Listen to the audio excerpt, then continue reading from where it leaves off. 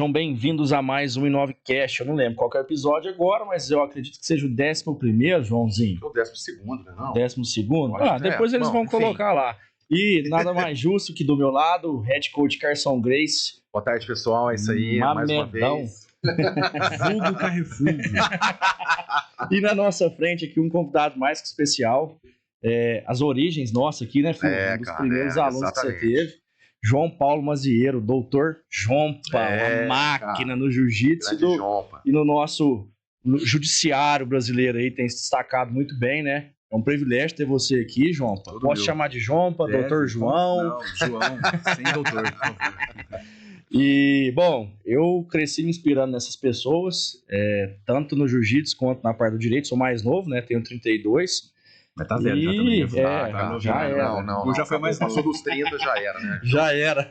E, ô Jompa, eu gostaria que você contasse para todos que estão nos assistindo, que são muitos agora, né? Porque 30 mil seguidores, né, cara? É um monstro, né, cara? E como é que foi a sua trajetória na vida? Tanto no início, que você começou com basquete, né? No início esportivo, depois no jiu-jitsu, por que escolheu direito? Por que aprendeu a falar inglês? Como é que foi esse início seu? Tá, vamos lá. Bom, primeiramente, obrigado pelo convite. Uma honra estar aqui com vocês. Fúvio, um cara que tem como um pai meu. Obrigado. Sabe disso. O Gu, meu amigo contemporâneo ao jiu-jitsu. Eu sempre gostei muito de esporte, jogava bola na rua, fazia tudo, mas eu fiquei gordo na época, tinha uns 8, 9 anos, fiquei muito gordo. E aí tive que entrar no esporte. Eu era goleiro na época, eu era bom goleiro. Eu acho que eu teria sido, depois do Marcos, eu teria sido o cara do Palmeiras. E eu achava que eu era ele. E aí minha mãe foi me matricular no futebol. Tinha uma professora de basquete, chamava Sayuri na época. Ela falou, não, ele é muito alto. Sayuri deu aula pra mim também, gente. Não dá pra ele ir pro futebol. Põe no basquete. Comecei a jogar basquete, eu era ruim pra caralho. E aí uns anos depois eu entrei na Aspa. Eu passei no Peneirão, depois de muito sofrer ali. A Aspa era o time era B, era base do Franca Basquete. E aí eu joguei lá, então o meu esporte base na vida foi o basquete. Eu joguei dos 12 aos 16 anos, aí eu parei nessa época, porque eu vi que não ia virar jogador, eu era bem safado, eu era bom, mas não era o suficiente pra ser profissional, né? E aí saí, foquei na minha vida de vestibular, que eu queria passar numa faculdade, eu queria ser fisioterapeuta na época, depois eu quis ser médico, aí no final das contas eu falei, quer saber? Não quero sair de Franca. É dureza, né, cara? Só que a cabeça da gente viaja. Eu era bom de geografia, eu era bom de história, eu falei, bom, vestibular que vai me dar isso é alguma coisa ligada ao direito, não quero ir embora de Franca. Minha mãe formou na faculdade de Direito de Franca, meu tio tinha acabado de formar já depois de velho, minha prima e tal, eu falei, quer saber? Vou fazer direito e tá tudo certo. E tinha um agravante, eu gostava de terno. Meu sonho é trabalhar com terno, viajando e trabalhando de terno, era um sonho que eu tinha. Eu falei, pô, mas você é um médico que usa terno ou fisioterapeuta? Não tinha nada a ver, né? Mas eu falei, quer saber, eu vou pro direito. Aí aos 16, né, nessa fase de vestibular, eu comecei a treinar boxe lá na ginásio. E aí, um ano e pouquinho depois, nessa época eu já conheci o Luciano Toledo, que esteve aqui, né? O Lu chegou em mim e falou, cara, vamos começar a treinar uma arte marcial que você vai curtir, Hapkido. Eu falei, vambora. Aí comecei a treinar Hapkido com o Luciano tal, e cara... Um dia eu tava numa festa de faculdade, lá na Litraço. Aí chegou o Fúvio, o Luciano falou, cara, aquele cara ali é meu professor de jiu-jitsu, esse cara é brabo demais. Fúvio Mamed. Aí cheguei lá, conheci ele, olhei assim, me pegou, olhei e falei, caralho, esse cara é brabo, meu sonho é treinar com esse cara. Caralho, aí eu parece, fui, né, dia seguinte, vai lá na aula. O Fúvio tinha acabado de montar uma academia. Foi, cara. Dava praticamente aula sentado, sentava na cadeira lá na ginásio. No auge da dor na coluna. Era uma quadra de basquete lá, né? Tinha academia, uma das academias mais antigas de Franca. Era mais, cara. Era de ferro, era disparada mais antiga, mais tradicional. Ao mesmo tempo era mais chique da época. Treinar na ginásio. Era ginásio e exercícios, eram as duas academias. Ali era legal a proposta deles lá, né? O prédio era legal, tudo contribuía, Você lembra daquela novela da Globo, Malhação? Sim. Era academia. Exato, verdade. Tinha tudo lá, tudo acontecia lá. Até meia quadrinha de squash, tinha tudo, né, cara? Um monte de sala, era super legal lá, né, cara? Aí eu comecei a treinar com o Fúvio lá, cara. Aí o primeiro dia que eu cheguei, Samuel Juguernal, faixa marrom na época, ele me deu uma olhada assim, ele falou, eu tô tosco, né, cara? Faixa branca é foda. Fui com a calça do Bo do Hapkido, que é tipo um kimono do Hapkido. Ele olhou e falou, você treina Hapkido? Eu falei, treino. Aí ele falou, vamos ver como é que tá esse Hapkido aí. Cara, me deu uma baiana. Me levantou lá no terceiro andar, me pregou de cabeça na parede e me enfiou a porrada. E aí eu levantei, ele achando que eu tava assustado, eu levantei rindo assim, empolgado com aquilo, né? Vi que o negócio funcionava. Aí ele, gostei de você. Você pode treinar com a gente. E aí, cara, assim comecei a treinar jiu-jitsu. Tinha acabado de fazer 18 anos. Eu lembro que você chegou lá com uma camisa da seleção brasileira de basquete. Você vê que eu tinha treinar sem pano e o Gu com a badada da Ivete Sangalo. E eu treinava assim. Não, lá foi o primórdio, né, cara? Foi o primeiro lugar que eu fui dar aula, assim, de fato, que começou a propagandar as aulas de jiu-jitsu, foi lá. O marco inicial, né? Tem as fotos no Facebook, a primeira turma nossa lá. A gente treinou lá até o Fúvio fazer uma transição e ir pra casa dele. Então, assim, hoje a galera vê a academia de jiu-jitsu do Fúvio e as outras academias, né? Principalmente com matriz grande, por exemplo, Carson Gracie. Hoje ela é referência no Brasil da Carson. Cara. Só que hoje é muito fácil olhar e imaginar que a vida inteira foi assim. Nossa, a gente que olha pra trás, cara, a gente saiu de uma academia da ginásio, mas era totalmente improvisado. Uma quadra de basquete. Meia quadra. Tinha bola, assim, a bola dos caras ia pingando. O cara tava com sapato na e depois de uma transição pra ir pra casa do Fúvio. Aí não tinha estrutura na época, pé de limão, tatame, um pilar, um tanque de lavar roupa. Aquele eternite, não, sem roof, sem calha. Quando chovia, tinha que parar o treino. E aí todo mundo tinha o seu compromisso depois. Um ia trabalhar, outro ia pra faculdade. No meu caso, eu ia pra faculdade, cara. Eu não tinha carro, não tinha porra nenhuma. Eu tomava banho no chuveiro do Fúvio. Eu ia chuveiro da casa do Fúvio e ele cuidava do meu kimono. Eu ia pra secar e eu levava meu kimono na sexta pra lavar. Era assim. Né? Então, na segunda, quarta e sexta, e sexta levava o kimono. Então, cara, é tudo no improviso, mas naquela época criou-se uma... A gente virou uma família naquela época, né, cara? Mas eu acho que é isso que é o grande legal, viu, João? Essa situação que a gente passou de todo mundo crescer junto ali, desbravar essa parte do jiu-jitsu, que foi importante. Eu acho que é isso que fortaleceu tanto os laços que a gente tem. Essa dificuldade que a gente passou um com o outro aí, todo mundo ajudou um a crescer, cara, tanto na parte financeira quanto na parte pessoal, cara. Isso daí que é o que eu percebo que nos forjou, cara, que nos preparou pra vida, para receber isso que a gente recebe hoje, né? E eu lembro que eu fazia estágio na época, eu pagava a mensalidade do Fúvio, acho que era R$50 na época. Né? É 45 se pagava até o dia tal. E eu ganhava 400, 380 reais no meu estágio, pagava o Fúvio certinho. Aí eu lembro que... Você tava no Magazine, não tava? Trabalhei no Comércio da Franca, no Magazine, em escritório. E eu lembro que quando eu cheguei no finalzinho, assim, eu formei na faculdade, eu era faixa roxa. Quando eu me formei na faculdade, né? Mas antes da faixa roxa ali, eu tava na transição pra OAB. E eu precisava fazer cursinho pra passar na OAB, pelo menos a segunda fase. Eu fiz o Márcio Cunha na época. E aí eu peguei todo o meu dinheiro, eu lembro que era 450. Criminal, Márcio Cunha. Fiz segunda fase criminal. E aí eu tinha 380. Eu falei, cara, se eu pagar o Fúvio esse mês, eu não pago cursinho. Aí eu peguei todo o meu salário de um mês e adiantei um outro pedaço pra pagar meu cursinho. Aí eu cheguei no Fúvio e falei, Fúvio, eu não fui treinar, né? Eu fiquei umas 2 semanas sem treinar e dava satisfação pro Fúvio quando faltava, ele ficava em cima, né? Aí ele, você não vai treinar? Falei, cara, eu vou dar um tempo agora, porque eu tô fazendo o cursinho e eu não vou conseguir te pagar agora. Cara, quase me expulsou da academia. Você é louco? Você vai treinar sim? Você vai continuar treinando, depois você me paga. Que não sei o quê, cara. Só que assim, se eu passasse, depois eu tinha que pagar a inscrição da OAB pra pagar o cursinho. Ia ser arrochado, né? Aí eu fiquei sem pagar o Fúvio um tempo, né, Fúvio? Fiquei uns 4, 5 meses. Aí eu passei na OAB, você lembra? Aí eu fui promovido no escritório, meu salário de estagiário melhorou. Aí eu peguei o dinheiro tudo, cheguei no Fúvio, paguei tudo. Seu pai tava tendo um dia esse dia na academia. Né? E aí eu quitei ele. Só que assim, o grande ponto né? São pequenos detalhes, tipo, eu não esqueço disso, né? Mas são gestos, cara, que você vai vendo e assim, dificilmente em outras atividades ou modalidades esportivas existe essa parceria, né? Você joga bola, sou professor de futebol, sou professor de basquete, não tem, cara. Eu costumo dizer que não é só em outras modalidades, até em outras academias, a criação que ele teve, né? É o que você aprendeu. Cara, é um mínimo, ali, né, cara? E a gente já tava ali mesmo, cara. E assim, eu me importava muito em ter uma casa para morar, assim, ter conseguido sair da casa dos meus pais, tá começando um negócio. E pra mim aquilo já tava suficiente, cara. Por isso que às vezes a gente fala, não tem muito, começa a querer reclamar e fica pensando, não, cara, olha pra trás, é o que você tá falando. Olha pra trás, vê o que a gente passou, o que custou pra gente conquistar isso que a gente conquistou hoje em dia. Eu falo, não vou desistir, não. E hoje, na hora que você olha pra trás, você fala, cara, nem era tão ruim assim. Então, né? Exatamente. Exatamente. De boa. Tô te falando, não é sofrido, cara. Não tinha tanta responsabilidade, as contas são maiores, né? Responsabilidade. E aí eu Aí eu saí Aí eu comecei a trabalhar, né, aqui em Franca, respondendo todas as suas perguntas, né? Eu comecei a trabalhar. E assim, Gu, desde criança, cara, eu sempre tive muito, dentro da minha família, principalmente lá da minha tia, muita preocupação com a minha formação profissional. Então, estudar, sempre estudei em escola boa, graças a Deus, sempre focaram tem que falar inglês, tem que isso, tem que ler livro, tem que ser culto, Então eu sempre tive o laço muito curto, né? Minha mãe e meu pai não se casaram, eu, minha mãe, meu avô e minha avó, fui criado pelos meus avós, então minha mãe trabalhava pra caralho e me exigia nota na escola. Ela falou, eu tô me sacrificando aqui pra te sustentar, só que eu quero resultado. Então minha vida foi assim, resultado.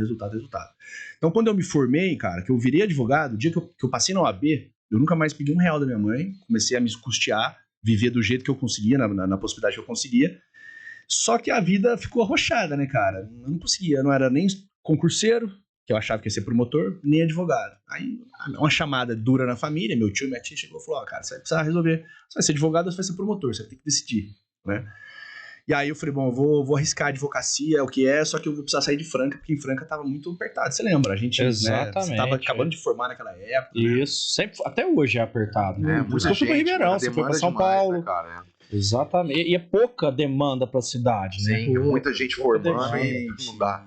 E além do mais, não só é uma quantidade de gente, como a gente não tem referência de ser um bom profissional e se diferenciar. Exato. Porque os que se diferenciam na cidade já domina a fatia do bolo e querem só pra aí eles. filhos e filhos, geração por geração, já é. Vai deixar de espólio, né? Comigo não foi diferente, cara. Eu fui pra São Paulo e eu tive a felicidade de passar num processo seletivo num escritório muito grande lá em São Paulo. Na época, eu tinha um salário bom, era umas 4 vezes que eu ganhava em Franca. Morava com a minha prima, então tinha essa facilitação também. Entrei lá tudo certinho, bonitinho, mas a primeira providência que eu fiz logo depois que eu mudei pra São Paulo foi, preciso continuar no jiu-jitsu. Eu era faixa roxa, e eu lembro que a meta que eu tinha era ser faixa preta do FUVO. Porque eu ia ser na época, o primeiro faixa preta do FUVO de branca preta. Na ordem de graduação, eu seria o primeiro. Porque até então, o FUVO já tinha dado faixas pretas, mas alunos que foram alunos de outros professores. Eu era 100% linhagem pura, né? Por assim dizer. E aí eu fui embora, fiquei triste, falei, cara, não vou pegar com FUVO a faixa, eu ia pegar a faixa marrom aqui no final do ano, eu mudei no começo do ano pra São Paulo, enfim. Aí mudei pra lá, falei, FUVO, precisa achar uma academia de jiu-jitsu, né? Aí eu levantei uma lista, mandei pra ele, e aí tinha lá Roberto Godoy. A FUVO falou, cara, se fosse você ir aqui e tal, eu já tinha um negócio com o Godoy desde criança, uma história que eu já contei em outros podcasts, que era desde de criança, eu tinha visto uma revista super interessante, ele tava, tal, não sei o que, enfim. A hora que eu vi Roberto Godoy, o FUVO bateu o carimbo, eu falei, vou lá. Aí no dia... pra nós você sempre foi referência, né, cara? A gente cresceu vendo isso aí. As revistas, as coisas, os campeonatos. Você viu os caras, parecia que era até muito distante da gente, né? Pra mim era a mesma coisa. Só que o FUVO aqui falou, lá, e de tantas opções que tinha, eu falei, vou arriscar. E eu fui com o Taufik, que também já esteve aqui, né? Sim. No podcast. Foi eu e o Taufik lá, chegamos lá, cara. Fomos bem recebidos pra caramba, mas daquele jeito, né? Tratamento VIP máximo. Enfileiraram a academia lá, jogaram eu e o Taufik. O Roberto pegou o Taufik, o Jurandir Vieira pegou eu. Depois trocou o Roberto e o Júri, ripa, que saímos na mão. Dureza, né, cara? Óbvio que a gente se ferrou. Eu era roxo, o Taufik tinha acabado de pegar marrom, cartão de visita. Pau. Cara, seguramos o rojão lá, apanhamos pra caralho, batemos quem tinha que bater, apanhamos do resto. Terminou, o Roberto recebeu a gente pra caramba, deu uma puta atenção pra nós. O Taufik ficou impressionado. E o Taufik, de todos nós, aqui de Franca, o Taufik era o que tinha ido mais longe do quesito conhecer pessoas famosas. Que tinha treinado com o André Galvão. Sim. Né? Então o Taufik ele tinha referência. Ele falou, cara, esse cara é muito legal, ele recebeu muito bem, treina aqui sim, tal, não sei o quê. E comecei a treinar. Então, assim começou minha jornada em São Paulo, faixa roxa. Aí, campeonato interno na academia, bati nos caras tudo de roxa, com o nosso jiu-jitsu, arroz com feijão, botar pra baixo, passar, kimura, fazer meia, raspar, simples. Pegar pé, acabou. Era o que eu fazia. Ganhei o campeonato interno lá da G13 e todos os caras que eu bati pegaram a faixa marrom, eu não. Deixa eu te entender. Pagou o pedágio 1 ano, é complicado. Falou, você acabou de chegar, não te conheço, cara. vai ficar. Fiquei 4 anos e meio na faixa roxa. Olha isso aí, cara. Deixa eu fazer um adendo aqui. Sabe aquela posição que você me passou, que você passa o braço embaixo do cara, pega a lapela e depois vem com a mão? Vai pro 100 kg? Sim. Eu ensino a posição pros caras, os caras fazem, eu nem lembro. Eu não sei fazer. Eu só faço ela outra. Você passa a mão embaixo do braço do cara. Eu sei, não, eu sei. Pega a lapela e depois vem com a faca. É que eu não faço ela. Serrote. Todo mundo, sem exceção. Todo treino é 1 ou 2 vezes. Pega ela, né? 100%. Aprendi lá. 100%. FUVO. Chegou, travou. Se o FUVO fazer isso aí todo mundo, não dá pra fazer mais nada. Não dá, não tem jogo. Não dá, chegou acabou. Ali a pata de urso dele e mata o jogo. Acabou. Coitado, então, tá vendo aí, né, mano? Toda vez que eu faço, eu falo, pô, o João me ensinou isso aqui, cara. E ficou, cara. Isso aí eu queria fazer a guarda-laço dele. Eu também não consigo. Ele não ensina pra mim. Cara, mas é flexibilidade, velho. Porque antigamente, quando fazia guarda fechada, dava cãibra, você lembra? Cara, fechava a guarda no João, pode parar que me deu cãibra. De tanta força que fazia na guarda. Que segurar. O nosso jiu-jitsu, ele era um jiu-jitsu, até hoje, ele é um jiu-jitsu arroz com feijão, que funciona, mas a gente tinha muita força, né? E o pessoal, e quando eu mudei pra São Paulo, eu senti essa diferença, Fulvio. O jiu-jitsu lá é um leque de opções, os caras têm muita posição, e eu me desenvolvi muito tecnicamente lá. Mas sempre que a correia apertava, eu recorria pra base. Sim, cara, porque é o que vai salvar. Na hora que Ele salva, vai pressão, é a né, base. cara? Com arroz e feijão. Eu faço a guardinha gancho do Fulvio, Não, raspo ali, amasso, passo. Eu não faço outras Entra posições. na meia, puxa o pé do cara ao contrário. Isso. Padrão. Cara, ninguém Canela consegue entender isso daí. A última vez que eu fui em Ribeirão com os meninos lá no morro, sem kimono lá, eu fiz guarda pra todo mundo, cara. Todo mundo caiu. Todo mundo não espera. O cara não sabe o que você tá fazendo ali. Você tá ali deitado, fingindo de morto, cara, quietinho assim, ó. E o cara fala, vou passar por cima dele aqui. Aí você vai com a mão lá do outro lado, puxa ele tomba. E não consegue entender o que tá acontecendo. Tem um cara que tá no cenário do jiu-jitsu pra caralho agora, Adam Wardzinski, que é um polonês que tá, lutando, ganhando tudo aí, um cara duro pra caramba.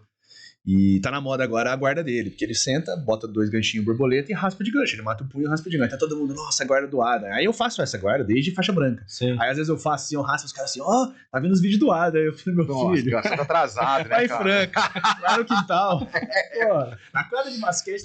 Lá nos pilares de madeira. Você Onde tá enfiava a maluco. testa lá, Cara, de vez em quando. e o legal disso aí, o Animal me liga todo dia de vídeo. Ele liga pro Fulvio também, Liga. mas o Joy Mamed aqui Não, eu atende atendo, telefone. cara. Mas os horários que ele liga às vezes, cara, eu tô dando aula, cara.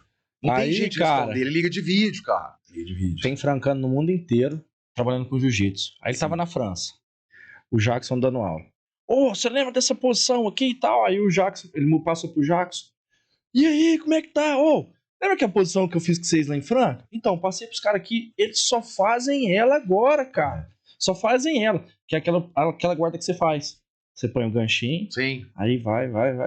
Devagarzinho. Domina o pulso, fica ali brincando com o cara, que domina o pulso, o cara fala, não, agora já era. Ô, Jompa, e nessa trajetória sua, foi pra São Paulo, começou a advogar, mudou o escritório, exato, teve essa transição, que foi o deserto que você passou ali, né? Foi. O primeiro deserto que eu passei, eu fiquei 7 meses nesse escritório, que eu falei pra você que é um escritório bom e tal, isso aqui. Tava bem, cara. Minha meta era o quê? Chegar e desbravar, né? Chegar e virar sócio. A cabeça, né? De todo adolescente. Pô, quero virar sócio desse escritório. E pagava o preço. Aí um belo dia me chamaram, uma reuniãozinha rápida aqui de equipe. Achei que era conversa furada lá, pra anotar coisa. Toda sexta tinha, chegava na sexta. Normalmente tinha 20 advogados lá, que era da minha equipe, pra fazer reunião. Chegou lá, tava eu, o meu chefe e a mulher do RH. Eu falei, entendi. Aí, não é nada contra você, pessoal, nem profissional, mas fui mandado embora. O dia que eu fui mandado embora, foi uma sexta. No domingo, nós fomos correr uma maratona, uma prova da Reebok, que fazia no mundo inteiro, chamava Spartan Race. Verdade. Eu lembro disso aí. Eu, Taufik e Luciano Fulvio. Você sujou a cara toda de terra. E eu tava no meio Carrapato, cara. tava no meio do mato lá, o mal, cara. Tinha sido mandado embora, cara. O que vai ser da minha vida aqui, né? Aí eu tava no meio do mato, eu cheguei no Fulvio, falei, cara, preciso te contar um negócio. No meio do mato, você lembra disso? Lembro. No meio da prova. Falei, cara, fui despedido sexta-feira. Tô de sobreaviso. Os caras me deram 3 meses aí, vão pagar salário mais 3. Deram, foi legal o escritório. Mas eu fui mandado embora, cara. E tô fudido, eu tenho dinheiro pra 5, 6 meses aqui só. E você acha que você foi mandado embora porque você tava se sobressaindo muito? Não, porque eu era ruim. Eu não sabia a área. Eu trabalhava no direito trabalhista consultivo internacional. Tinha acabado de sair de Franca, fazia coisa na CIF. Não tinha nada a ver com, entendeu? Eu fui bem na prova, eu tive sorte no processo seletivo, fui aprovado, mas os caras tinham uma expectativa de mim. E eu não entregava, eu não era bom, cara, advogado nessa época. Eu queria ser criminalista, eu queria ser promotor, eu queria ser outra coisa, eu não queria ser trabalhista, o foco não era internacional. Mas por que eu peguei? Eu topei o desafio, apesar de não saber na época, porque era a minha porta de entrada. Eu estudava. Só que o meu estudo não foi suficiente pra os caras falarem, pô, esse cara é bom, entrega. É ruim, cara, mandaram embora, a real é essa. E o Fulvio, eu falei pra ele, Fulvio, eu tenho um pouco tempo de vida, talvez eu tenha que voltar pra São Paulo, pra Franca. E ele ficou bravo comigo, cara. Falou, não, se eu te der a faixa roxa, se a faixa roxa é meu, e faixa roxa eu graduo o cara, não é só por causa do tatame, não, é por causa da vida.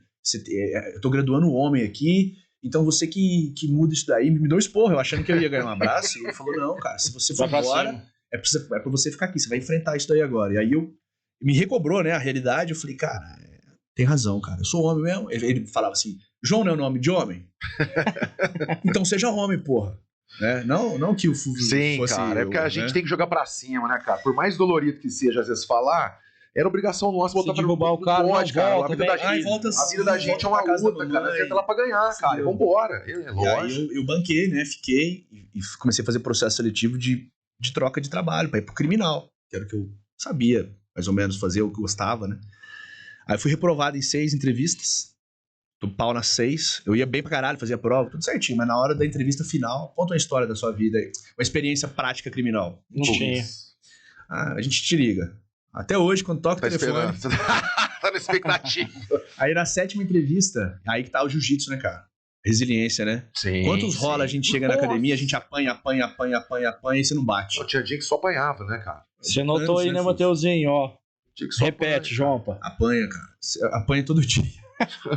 Eu lembro que eu era faixa branca, o Fufo me botava pra treinar com branco, Frota. Nossa, cara. Platini, Samuca, Luciano Toledo, Caju, Fran, Vitão. Os caras tudo marrom, preta. Eu, branco, azul. Você também. Lembro. A gente apanhava muito, né? E eu ficava triste com o Fufo. Eu falava assim, Fufo, não aguento mais, cara. O Adriano ia pra apanhar, né? Você quer assim, você quer bater nos caras? Calma, tem que ter hora de tatame. E aí, então, assim, intrinsecamente, qual que é a parada do jiu-jitsu? É resiliência, né, cara? Nem sempre você tá na boa. É viver bem no desconforto. Lógico, né? sim. Isso é clichê do jiu-jitsu, mas é verdade. Se vier 10 caras do jiu-jitsu aqui, os caras não falam a mesma coisa. Exato. Mas é a aplicação prática da vida. Você acha que é por isso que o empresário escolheu o jiu-jitsu hoje? Porque virou um lifestyle de empresário, né? Virou um lifestyle de empresário. O jiu-jitsu ele tem alguns, no meu modo de ver, ele tem alguns quesitos pra isso. Óbvio que são as lições que o tatame replica a vida, resiliência, conforto, encontrar o conforto no desconforto, assim por diante. 2, o jiu-jitsu é um dos poucos, se não... Não, o jiu-jitsu é a única arte marcial que qualquer pessoa consegue treinar, independentemente da capacidade física dela. E até o final da vida, se ela quiser. Lá na minha academia de jiu-jitsu em São Paulo, tem um cara de 75 anos que treina com os netos dele. Romeu Andreata, brabo, faixa preta. Eu conheci ele lá, conheci ele, gente fina. Tem cara de idoso, de Romeu? De jeito nenhum. Duro, forte. Eu treinei com ele, cara. Você tá entendendo? Surfista. Ou seja, os empresários hoje têm buscado o quê? É o lifestyle que só o jiu-jitsu tem de arte marcial. Você não vê um karateca viver a arte do karatê no dia a dia. Não. Agora o jiu-jitsu é diferente, cara. O amigo do jiu-jitsu é diferente. O cara sai de te olha, ele sabe que você luta jiu-jitsu. Sabe que você luta jiu-jitsu. E quando você luta jiu-jitsu e conhece um cara que luta jiu-jitsu, a relação é outra. Então, o Vitor Dora, que vocês conhecem, ele é meu cliente, desde o primeiro dia que ele começou a virar empresário de atletas, ele foi num podcast lá em São Paulo, o BJJ Cria, e ele falou exatamente isso. Ele falou assim, ontem, ele contando a história, ele falou, ontem eu fui jantar num restaurante de um dos maiores chefes de cozinha do mundo, que conhece um amigo meu por causa do jiu-jitsu, que é faixa preta, ele é faixa preta, eu sou faixa preta, o meu advogado que estava na mesa também é faixa preta. O cozinheiro em questão era Alex Atala. Nesse dia, faixa preta. Nesse dia, tava tendo a semana do Lollapalooza em São Paulo. O Alex Atala faz a comida oficial dos cantores e do evento, ele é o fornecedor oficial de comida. O Alex é pica, né, cara? Sim. Tava a banda do Foo Fighters no restaurante dele, ele tava cagando pros caras, ele tava sentado na nossa mesa, ou melhor, a gente na mesa dele, conversando de jiu-jitsu. Ele chamou o chefe dele e falou, vocês comem tudo? Come tudo, traz tudo. Comemos tudo, na hora de pagar a conta, prazer é meu estar aqui com vocês. Na semana seguinte nós voltamos lá. Aí eu te pergunto, e o Vitor fez essa mesma provocação no podcast, se não fosse o jiu-jitsu, quando que eu ia sentar na mesa do Alex Atala? Se não fosse pelo jiu-jitsu? Agora, quantos caras não querem e não conseguem? Tem uma história similar a essa. Não existia Carson Gracie em São Paulo. Sim. E aí o Guilherme Bulhões e o Assad... Mesma história, olha que interessante, eles decidiram abrir uma Carson Gracie em São Paulo. Abriram a primeira Carson Gracie de São Paulo, capital. E foram dar uma volta em São Paulo. Encontraram um faixa preta de outra academia. Esse faixa preta era amigo do Alex Atala. Os meninos vão abrir uma Carson... Quê? Carson Gracie em São Paulo? Quem que é? Quero conhecer. Levou os caras no restaurante. Mesma história. Serviu o banquete. Serviu o banquete. Mesma história. Não. Vocês são meus convidados de honra hoje. Um privilégio ter vocês aqui em São Paulo. Você tá entendendo? É, cara. Exatamente. Fui semana passada no BJJ... Semana retrasada teve o BJJ Stars em São Paulo. Eu tava lá, eu vou em todos, né? Sempre que eu tô em São Paulo eu vou, porque é dia de trabalho pra mim, né? Então eu tenho a oportunidade de transitar em alguns lugares diferentes de quando você vai pra assistir. Às vezes a maioria das vezes é bom, porque, porra, eu tô lá no meio de tudo. Às vezes é ruim porque o pau tá torando, eu tô tendo que conversar com alguém, fazer um negocinho ou outro. Cara, eu dei uma olhada geral, assim, lá embaixo, onde a parte que eu tava sentado, tava aquele Raul Gazola, faixa preta das antigas. Não sei o que, Heinrich, que era um cara da Malhação. Carlos Heinrich. Esse cara tava lá. Também faixa preta. O Márcio Garcia. Também faixa preta. Assistindo o evento. Cláudio Heinrich. Cláudio Heinrich, exatamente. Num 2 BJJ Stars antes, estava a Akira e o Malvino Salvador. Malvino, cara.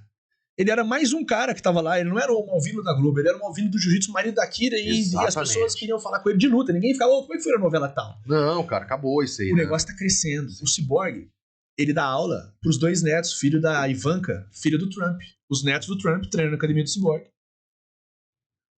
O presidente dos Estados Unidos tem 2 netos que treinam jiu-jitsu. Olha isso, cara. Olha o tanto que o negócio tá crescendo. Não, tem mais 2 netos do Trump que treinam com o Júnior. Que são alunos do Júnior. Você tá vendo? Lá nos Estados Unidos. Olha o crescimento do jiu-jitsu. Há 10 anos, vamos muito longe não. 10 anos atrás, o que era o jiu-jitsu, cara? No Brasil e no mundo. Era totalmente marginalizado, né, cara? Tinha aquela memória antiga dos bad boys, tá? Roceiro e tal. Hoje, cara, olha só. Tá todo mundo buscando. Então, hoje em dia, tá virando uma espécie de... uma confraria, por assim dizer, e as pessoas querem fazer parte. Podemos dizer que é uma instituição fraternal, Fu? Se pode sim. E tem uma explicação também que é o seguinte... Eu sempre Será que nós podemos pôr 3 pontinhos na assinatura já? Então, meu pai já falou isso aí, que o que a gente tem, cara, o pessoal não tem. Que a gente tem, o pessoal não tem, cara, dessas outras instituições aí fraternas. Porque essa cumplicidade que nós temos um com o outro, cara, que marcou a nossa história desde o início, cara. História de vida mesmo, né, cara? São memórias que a gente lembra e fica guardado porque fez diferença na vida da gente. Vou fazer uma provocação pro João aqui. Você prefere contratar um advogado do jiu-jitsu comum ou um advogado do jiu-jitsu? O Vitor Dória, ele só contrata, sempre que ele pode, prestadores de serviço do jiu-jitsu. Por quê? Porque, cara, você fecha o olho e você pode confiar que comprometimento do cara, exato. Existe uma explicação técnica por trás disso. Por que o jiu-jitsu existe? Eu também sempre quis entender que a gente que treina aqui, porra, é o seguinte, Fu, se eu tiver aqui agora, eu trouxer... Vamos fazer diferente. Eu e o Gu, não vou falar você que é nosso mestre, vamos falar aqui eu e o Gu. Eu e o Gu, a gente treina jiu-jitsu, tá? A gente tá junto aí, Gu, desde a faixa branca, tá? Mas vamos supor que quando a gente era faixa azul, ou seja, 3 anos de treino de jiu-jitsu ali, a gente treinava 3 vezes por semana, um faltava, outro faltava, vamos colocar a média de 2 vezes por semana, a gente se via ao longo de 3 anos, certo? Na tua escola, você estudou lá no SESI durante 6 anos com o mesmo cara. A minha vida inteira lá, sim. Estudou com o cara no SESI durante 6 anos. Quando você encontrava na rua, eu ou o cara do SESI, quem que era teu amigo? Você. Até hoje. Aí você fala, eu não preciso ver o Gu. Eu fico um ano sem falar com ele, mas se eu ver ele, cara, se o Gustavo me ligar agora, cara, tô precisando de você, acabou, tá tudo certo. E aí tem um laço diferente nisso, que tem um amigo, oi, tudo bem? Vamos tomar uma cerveja, vamos tomar um açaí? Ok. Aí, o que eu vejo isso no jiu-jitsu, que são irmãos. É diferente. E a gente trata de qualquer assunto, independente do tempo e da distância que a gente tiver. Não interessa o tempo e a distância. Mas aí tem uma explicação. Eu fui tentar entender por que isso, e ao acaso me caiu isso no colo na internet. Uma vez eu vi, foi um estudo que foi feito na Universidade dos Estados Unidos, porque outras pessoas chegaram a pensar isso. Por que o cara do Muay Thai não é tão amigo do outro cara do Muay Thai, e o cara que joga futebol de final de semana não é tão parceiro como os caras do jiu-jitsu? Hoje eu paro pra pensar, quem são meus amigos? Todo mundo é do jiu-jitsu. É que a gente vai ficando velho, vai ficando tudo faixa preta, né? Todos os nossos amigos acabam sendo faixa preta. É engraçado isso, né? E a gente tá tudo junto a vida toda, todo mundo com faixa preta. Mas a explicação é a seguinte. Quando eu treino jiu-jitsu com você, tô em Ribeirão Preto, não te conheço, você acabou de chegar, supondo que eu moro em Ribeirão, você chegou na minha academia agora, como você tá treinando lá, nós fizemos o primeiro treino nosso. Daqui 2 semanas eu te encontro na rua, pô, o cara, a gente treina jiu-jitsu junto, a gente já virou amigo, né? Por quê? Porque a partir do momento que eu treino com você, e eu te dou um armlock, e você bate, eu solto. Você me dá um mata-leão, eu bato, eu solto. Inconscientemente, fica a ideia o seguinte. Ele podia ter me matado, não matou. Ele podia ter quebrado meu braço, não quebrou. Esse cara poupou minha vida. Olha só a cumplicidade. Mas é lá no inconsciente. Sim. Então, quantas vezes você pode me matar no treino e vice-versa, só que sempre que cara, perdi, você solta e recomeça, um dia você bate, outro dia você apanha. Nunca tinha pensado por desse lado, cara. Porque no seu inconsciente você começa a botar confiança na mão daquele cara. A sua vida tá na mão dele o tempo todo. Sim. Se você pega um cara sacana no tatame, vai te dar um material e não solta, ele vai te matar. Quando na vida, em sociedade, você chega tão próximo disso com um desconhecido? Nunca. O Roberto Godoy se mudou para os Estados Unidos na pandemia, 2020, salvo engano. Ele fala que os alunos, quando ele abriu a academia, ele começou a entender o seguinte: quando acaba, a gente faz a formação padrão, quando termina, a gente se cumprimenta. O que a gente faz? Abraça, tá suado. Cara, é o negócio mais próximo, né? Do negócio mais cru, humano, é aquilo ali. E ele notou que os americanos pegavam na mão, não tinha distância, assim, ó, pegava na mão, e ele percebeu, falou, cara, os americanos são frios. Eles não têm um abraço que a gente tem no Brasil. Roberto, a gente aqui, todos nós, a gente dá beijo no rosto quando a gente se vê, amigo de verdade. O Roberto, eu dou beijo no rosto dele, ele é assim com as pessoas mais próximas dele. Lá nos Estados Unidos não existe isso. E aí ele disse que, com o tempo, ele começou a notar que os próprios americanos começaram a se abraçar. Os caras começaram a treinar jiu-jitsu. Peraí, por que na hora de rolar eu colo no cara, cheiro o suor dele, cai no meu olho? Na hora de ir embora. Então ele começou a notar que os próprios americanos começaram a ficar mais próximos e os caras hoje são todo mundo colado. Tudo brother. Tudo brother. É o xerife da polícia com o cara que é pintor. E o legal que você citou. O jiu-jitsu rompeu uma cultura. Total. nacional. A gente tava vendo, vendo um vídeo agora que o cara falou, um dos professores falou que o jiu-jitsu daqui a uns tempos vai ser o esporte mais praticado no mundo inteiro. Mais até do que o futebol. Foi o que mais cresceu nos últimos 5 anos. Nos Estados Unidos, então, explodiu, cara. Muito mais do que nós aqui. Pra nós também teve uma explosão bem significativa, né? Você citou o lance do xerife, mas complementando, Fulvio, ele se tornou hoje o segundo esporte mais buscado no Brasil na internet. Sim. Isso já é comprovado com o número. Sim, a gente tem. Então, o cara ele busca ainda Cristiano Ronaldo, Neymar e tal. Só que esse mesmo cara, ele também busca uma academia de jiu-jitsu próxima. Às vezes ele vai em uma aula só, mas ele tá buscando. Agora, o lance do xerife, você que já rodou aí vários países do mundo, o que você sentiu quando você tava com o kimono nas costas, principalmente quando você foi lutar nos Estados Unidos? Com relação à polícia local, com relação aos guardas nos aeroportos, que eu tive algumas experiências quanto a isso, mas eu quero ouvir a sua. A primeira vez que eu lutei fora do país foi quando em 2018 eu fui trabalhar no FBI, no DOJ, Departamento de Justiça americano, no escritório que eu trabalhei em São Paulo, depois que fui mandado embora, entrei no escritório criminal, e aí eu tive a oportunidade de trabalhar fora do país, né? Então eu fiquei 11 dias em Washington, e na época eu tava de faixa marrom, treinando, feito um louco pra pegar faixa preta. E aí não queria ficar sem treinar. Levei meu kimono e minha short de hash pra treinar no Gui. Nem treinar muito no Gui, mas fui. E tava lá em Washington. Falei com o Godoy, falei, mestre, quero dar um treino aqui. Onde que eu vou? Ele falou, eu conheço a academia do Ryan Hall, que é um cara que tinha lutado no UFC, um cara que é do BJ Penn, uma chave de calcanhar. Vai nele. E tem o Fernando Yamazaki, que é meu contemporâneo de faixa, das antigas, irmão do Mário Yamazaki, o árbitro do UFC. Sim. Fui na academia do Ryan Hall, não era em Washington, era em Falls Church, no estado da Virgínia, uns 40 minutos de lá. Cheguei na academia do Ryan, mandei um Instagram pra ele antes, né? Eu nem usava muito WhatsApp, os caras lá nos Estados Unidos.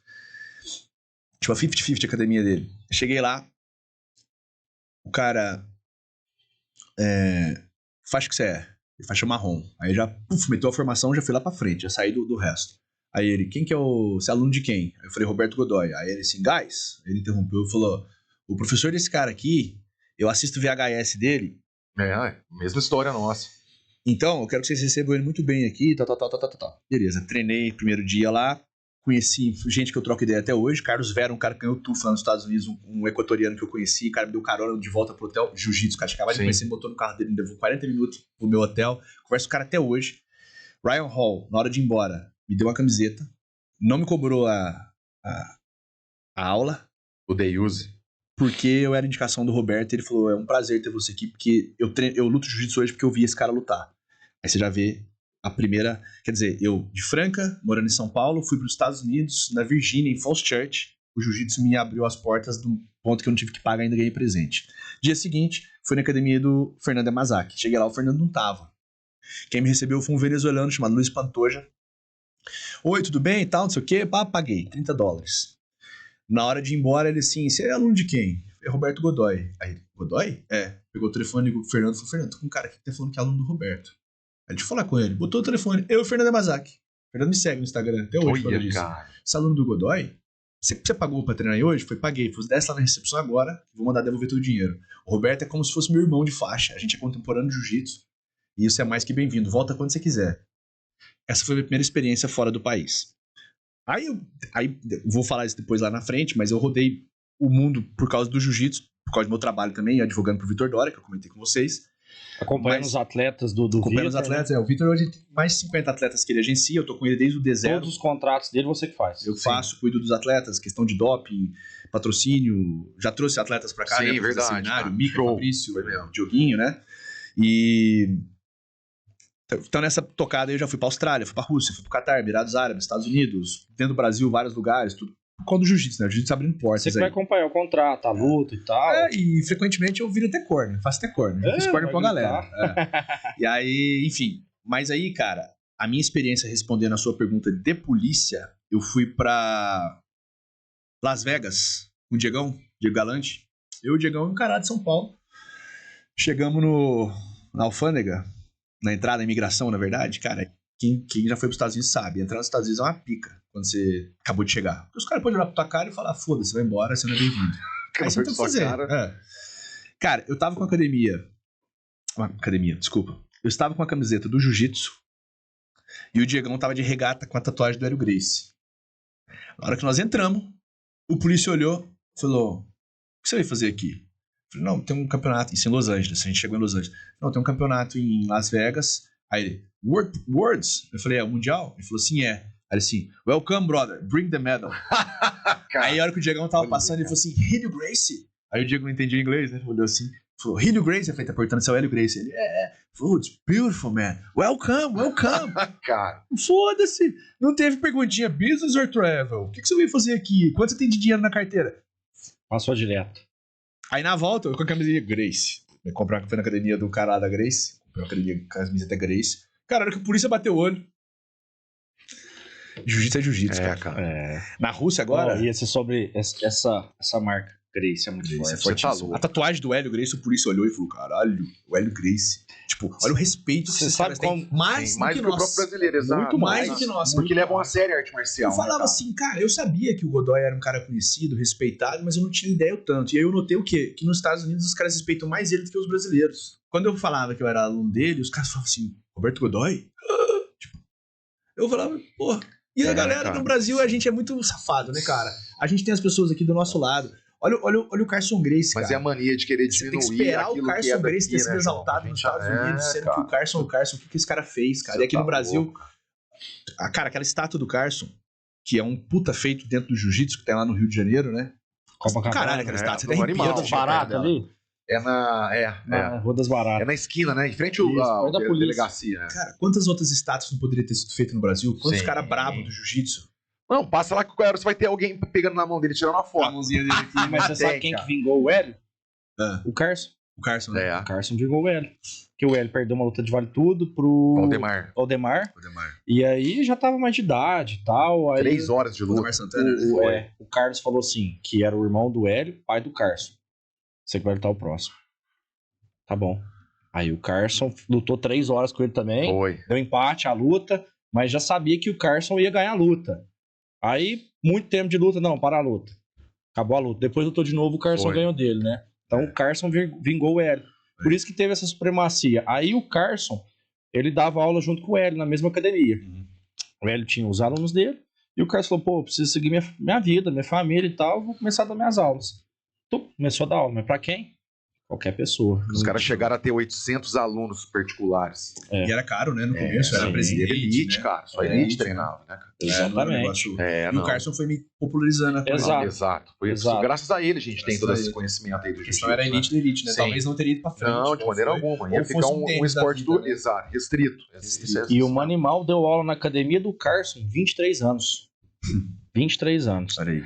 O Júnior, o Carson Gracie, chegou a morar com o Manimal. Na casa do Manimal. Porque tinha aqueles atritos tal. Aí o Júnior foi para os Estados Unidos. Filho do Carson. Exato. É o filho. Se você vê o Manimal falar, é o Carson falando. Exato. Eles são iguais. Mesma coisa. Eles são iguais. As histórias da Carson, eu ouço muito. Primeiro o Fulvio falando na época que visitava, o Fulvio Adriano, que é a nossa enciclopédia ambulante. Né? E depois eu tive a oportunidade também por causa do Vitor Dória, que treinou lá. Né? Então, tem a mesma fonte também. O Júnior gosta muito do Vitor falando do Júnior. Foi, né? Foi. O Júnior fala. Qual que é o apelido do Vitor? Meninão. Ele gosta. Olha o nosso meninão aí, ó.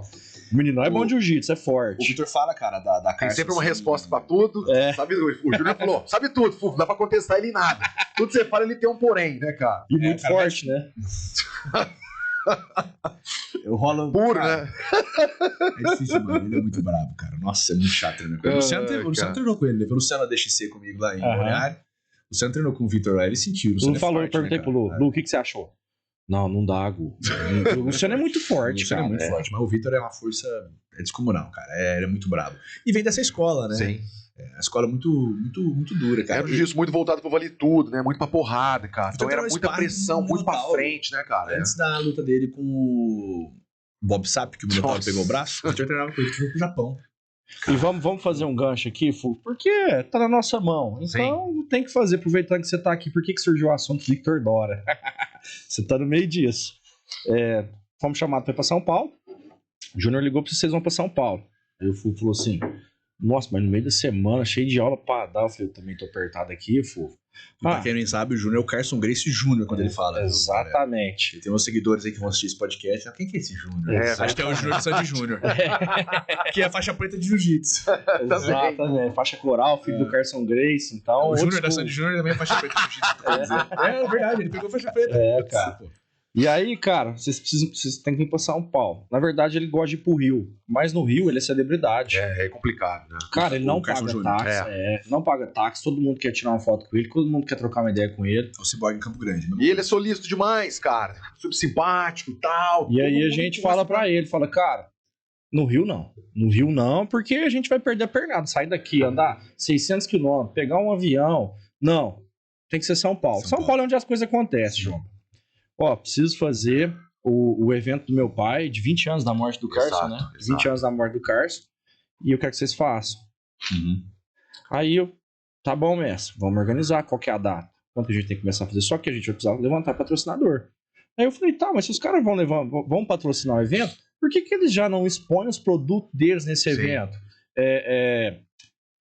Suplementos, empresas que fazem tatame hoje, que fazem kimono, confecções, enfim. Então vamos fazer a primeira feira de jiu-jitsu do Brasil, que nunca teve ainda.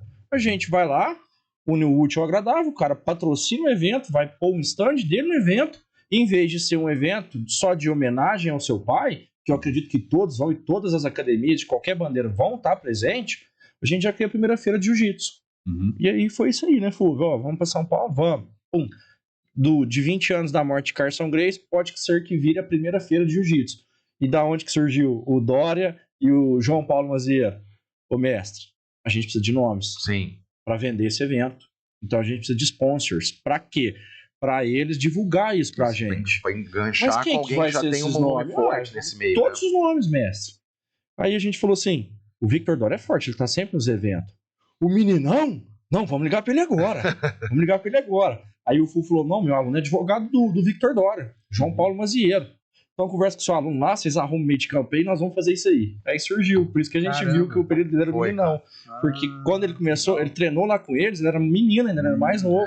Sou moleque, ele só o aquático foi pra lá. O Carson dava aula pra criançada lá. Era ele que era responsável, né, cara? O Paulão Filho foi aluno dele também.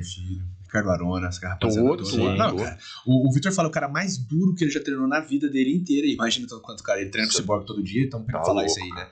Ele fala que foi o Ricardo Libório. Ricardo Libório. Ele fala que quando a cara do Libório até hoje é quadrada. Ele fala assim, de pedra. Eu tinha acabado de ganhar o Mundial de faixa marrom, ele ganhou do Roleta. Pica pra caramba. Ele tinha acabado de ganhar o campeonato. Brabo, finalizou todo mundo, tá? Enfim, tem toda a história. Tem uma história, um fetiche por trás, que ele fez um puta estrago, a história é essa. E que ele chegou na academia no dia seguinte, alguém falou, acho que o Mauri Bittetti, não lembro, falou, mestre, falando pro Carson, o Victor merece a faixa preta, hein? Aí eu falei assim, será que ele merece? Vamos ver se ele merece. Aí botou ele com o Libório. O Libório é faixa preta de judô também, né? Aí o Libório... O Bittetti também. O Libório pegou ele 8, 9 vezes no mesmo braço. O Victor, cara. Tinha acabado de ganhar. Mundial de marrom. Gigante. Aí ele falou, você acha que ele merece a faixa preta? Então assim, aí o Victor fala assim, aí você vê o nível que era. Cara, aí tinha a Mauri Bittetti, Ricardo Libório, o Zé Mário Sperri, Valide Ismail, Murilo Bustamante. Não, era pesado o negócio. Fala de Bebel Duarte. Bebel Duarte era um dos caras que montaram a BTT depois, né? Brasil Top Team. Cara, imagina. Selva que não era isso aí. Tinha mais caras. Paulão Filho. Tinha mais caras, Era chuva de tamanca ali, cara. Tá louco, cara. Acho que na minha concepção era o melhor time da história. Não existia mais ninguém. Que era mais um, né? Mais um. Não existia mais ninguém, era só o pessoal da Carson, arrebentava geral mesmo. Acho que nunca mais teve outro time com esse nível, né? Pesado não, pesado não, porque o restante, pelo que a gente sabe, o próprio Júnior comentou isso com a gente nesse dia que a gente tava conversando, as outras academias, cara, os caras eram leves. A Carson era o único que os caras eram gigantes. Era pesado, era uma turma pesada, que era acima de 80 quilos, todo mundo acima de 80 quilos. E aí tem um detalhe, por que o Manimal trouxe o jiu-jitsu pra Franca? Porque a academia da Carson era um plantel gigante. Que era o Império Romano. Sim. Os gladiadores. Os pretorianos. O Manimal veio pra Franca, viu os caras gigantes. Falou, uai, aqui dá pra montar uma academia. Que raça é? Aqui dá pra montar uma academia de jiu-jitsu. E virou que virou. Virou que virou. Hoje, assim, Você já viu o tamanho da cana do braço do animal? Isso é igual o Popeye. Dele, É igual o Popeye. Caminhando lá no Rio, em Copacabana, ele, a Sandra e o filho dele. Aí eu cheguei nele e falei, mestre, tudo bem e tal, isso aqui, pô, só do fundo, tira uma foto, te mandei, acho que no calçadão com ele. Mas, cara, o jiu-jitsu é legal demais, cara, e assim, eu falo isso. Já tive, o Fuvo não dá mais moral hoje, mas coitado, eu já puxei alguns treinos lá no Fuvo, fazendo as andanças pro Franco. E sempre eu faço questão quando acaba a aula. Puxa um treino rápido, faço posiçãozinha boba, uma coisinha nova ali que eu aprendi. Ué, foi a posição que você me ensinou. Aí, não é tão boba assim. Porque funciona, né?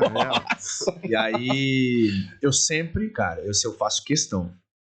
Acabou a aula, eu faço formação pros caras e eu exalto a nossa academia aqui. Por quê? A grama do vizinho é sempre mais verde, né?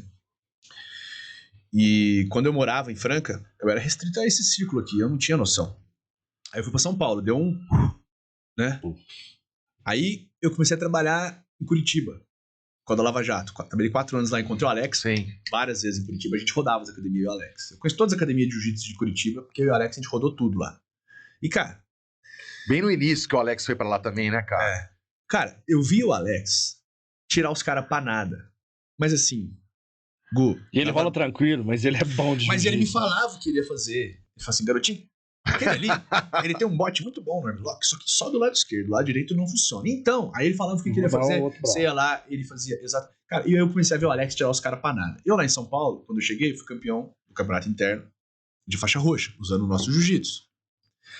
Aí eu comecei a Curitiba, aí eu comecei a Estados Unidos, aí eu comecei a rodar. Eu já treinei, cara, com uns... Porra, o Vitor tem 50 e tantos atletas. Dos 50 e tantos, pelo menos 20 eu já treinei. Não, no mínimo 20 eu já treinei. Treinei com todos os caras bravos. Já rolei. Já fiz posição. Alguma coisa eu já tive contato de luta. E o que eu falo pra todo mundo. Porque aí que eu falo, a grama da vizinha é sempre verde. Eu fui pra outras gramas. E eu falo com toda certeza que o nosso jiu-jitsu praticado aqui não deve nada pra lugar nenhum. E os caras não têm essa noção. Eles acham que, muita pressão, né? Confia no processo. Entendeu? Essa porra aqui, na hora que você puxa a linhagem dela, ela vem da fonte. Exato. Não é virar lá. Não. É azar. Exatamente. Tem pedigree, cara. Nós temos pedigree, cara. Chicona. Macia, cara. Nossa, que saudade, entendeu? Cara. Então, cara, eu faço questão de sempre exaltar isso daí, porque eu tenho referência pra falar. Ó, pensa um cara duro. Eu já treinei. Mas sabe quem que é um dos caras mais duros que eu já treinei na minha vida? O Diegão. Da mesma linhagem. Que exatamente. Você tá louco. Quando eu treino com os caras pica lá, os caras falam assim, e aí, cara, é o cara mais duro que você já treinou? Eu falei assim, não, cara, é muito duro, mas... Quem que é o cara mais duro que você treinou? Foi um cara lá de Franca, foi Diego. O quê? Mas quem que é esse cara? Eu falei, cara... você não tem noção, não né, saber, não quero saber. A gente comentava isso aí antes de você mudar, que era muita diferença, né, cara? Às vezes os caras falavam, cara, é muita diferença, cara. Era pra ter explodido, assim, um dos maiores do mundo. Os caras que mais já treinou, a gente já sabe disso, cara. Você é um dos caras que mais já treinou com o Diego. É duro ou não é? Você é louco, cara. O Diego deve alguma coisa pra alguém? Não, você tá doido. Eu acho que no Brasil. Cara, até hoje. Até hoje. É muito duro. Cara, eu lembro que ele lutou os curso técnico demais, força física, disposição. Ele mandava mensagem. Baixo, tudo. Dia sábado, mandava mensagem. Tá treinando? Quer dar um treino aqui hoje? Porque ele precisava de treino. Sim, precisava de treino. Cara, ia treinar com o Diego. Cara, porque ninguém 3 vezes. Ninguém quer. Cara, esses tempos eu fui treinar com ele, cara. Eu, assim... Dá até preguiça, cara. Ele me bateu tanto. Mas tanto. Que no meio do rola, assim, eu comecei a ficar quase depressivo. E ele me pegou umas 6, 7 vezes. E ainda assim, ele parava pra ajustar minha posição no meio do rola. Então, em 6 minutos, ou seja, dava pra ter feito muito mais. E aí eu fiquei tão mal, cara. Eu cheguei na academia do Fulvio, eu falei pro Leandro, do Sim, e o Davidson, tava os dois. Falei, cara, treinei com o Diego sábado. Aí os caras, nossa, não. Aí eu falei assim, cara, eu apanhei tanto. Eu acho que eu nunca fiz 2 pontos no Diego. Aí os caras, não é só você não. Pô, o Diego deixa a gente depressivo, cara. Aí eu olhei os caras faixa preta. E aí se você fizer 2 pontos nele, irmão. Não, cara. E assim, ó, se você não fizer, se você fizer 2 pontos nesse, tá perdido. Se você fizer corpo mole, ele fala, ele acha sério? Você vai ficar desse jeito aí, nessa moleza? Não, eu não vou treinar mais desse jeito, não. Se não acelerar, ele também fala. E aí, se você acelerar e ele tiver meio cansado, porque é difícil ele tá cansado, mas se ele já tiver feito 3 rolas, 4, vou treinar com você, e meio que desequilibrado, tá? Sim. Ele chama de novo. Vamos mais uma. Vamos mais uma, vem. Falar nisso, Luciano Toledo tá aprendendo essa mania, viu, Luciano? Vamos mais uma. Luciano também é outra. Nossa senhora. Deus do Deus, cara. Mas, ô, João, vamos falar um pouquinho dessa parte de contrato, Victor Dora, direito esportivo. Por quê? Quando que surgiu? Eu lembro que você tava em Franca, já pegava os contratos do jogador do Franca Basquete pra analisar. E aí, de repente, pum, lutadores de jiu-jitsu. Como é que foi isso? Eu sempre fui correria, né, cara? Sempre fiz o que tinha pra trabalhar, né, cara?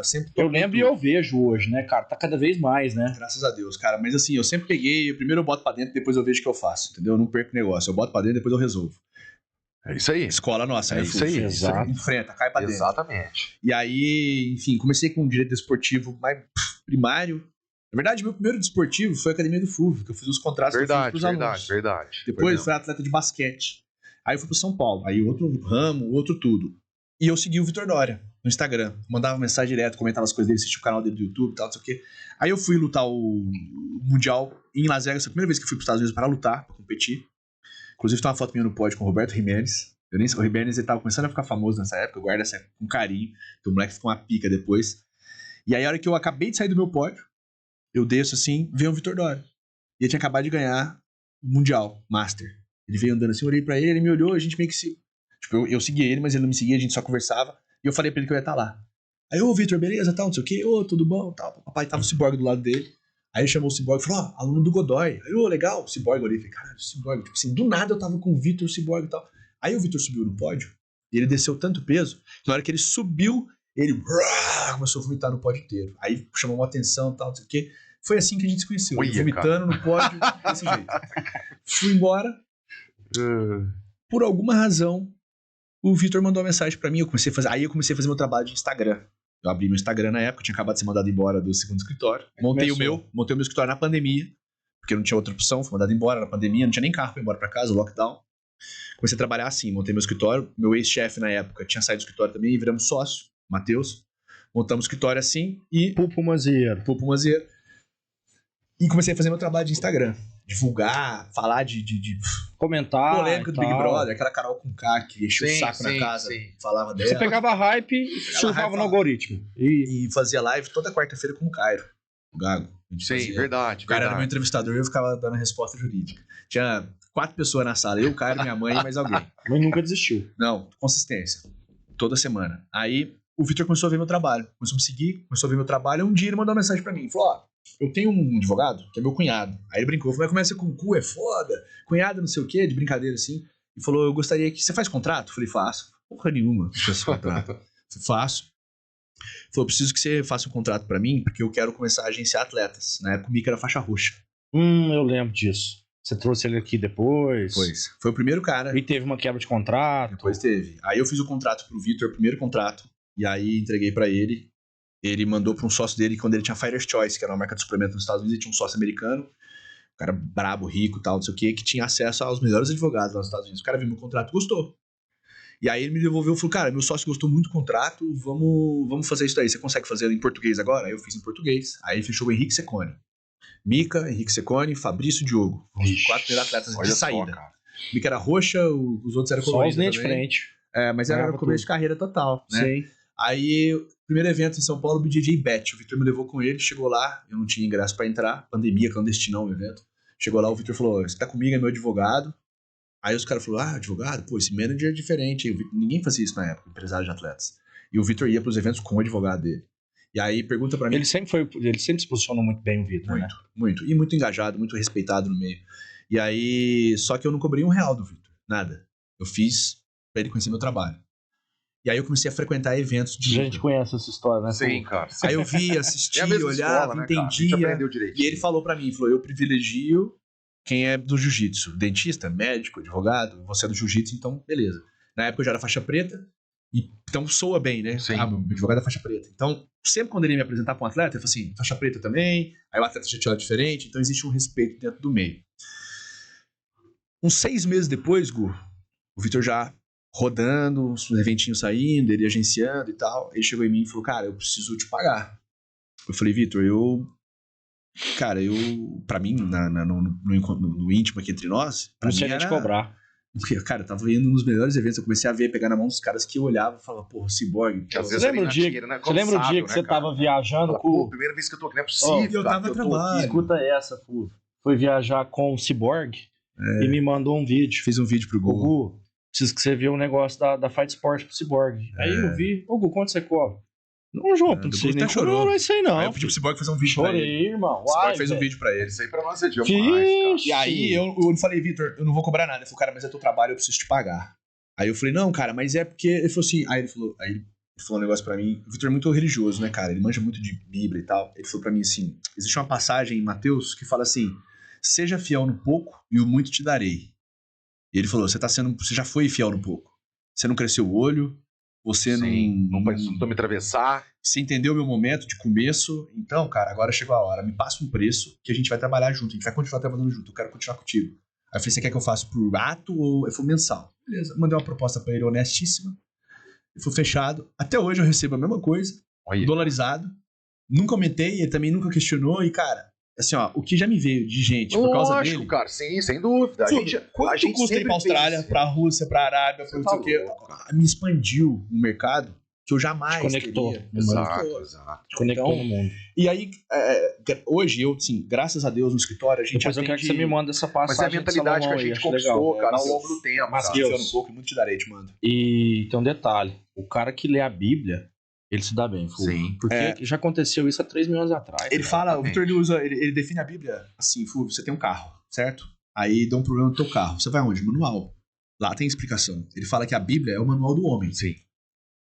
Se você domina a Bíblia, você sabe tudo sobre o homem e sobre sua vida. Porque quem escreveu foi o Criador. Sim.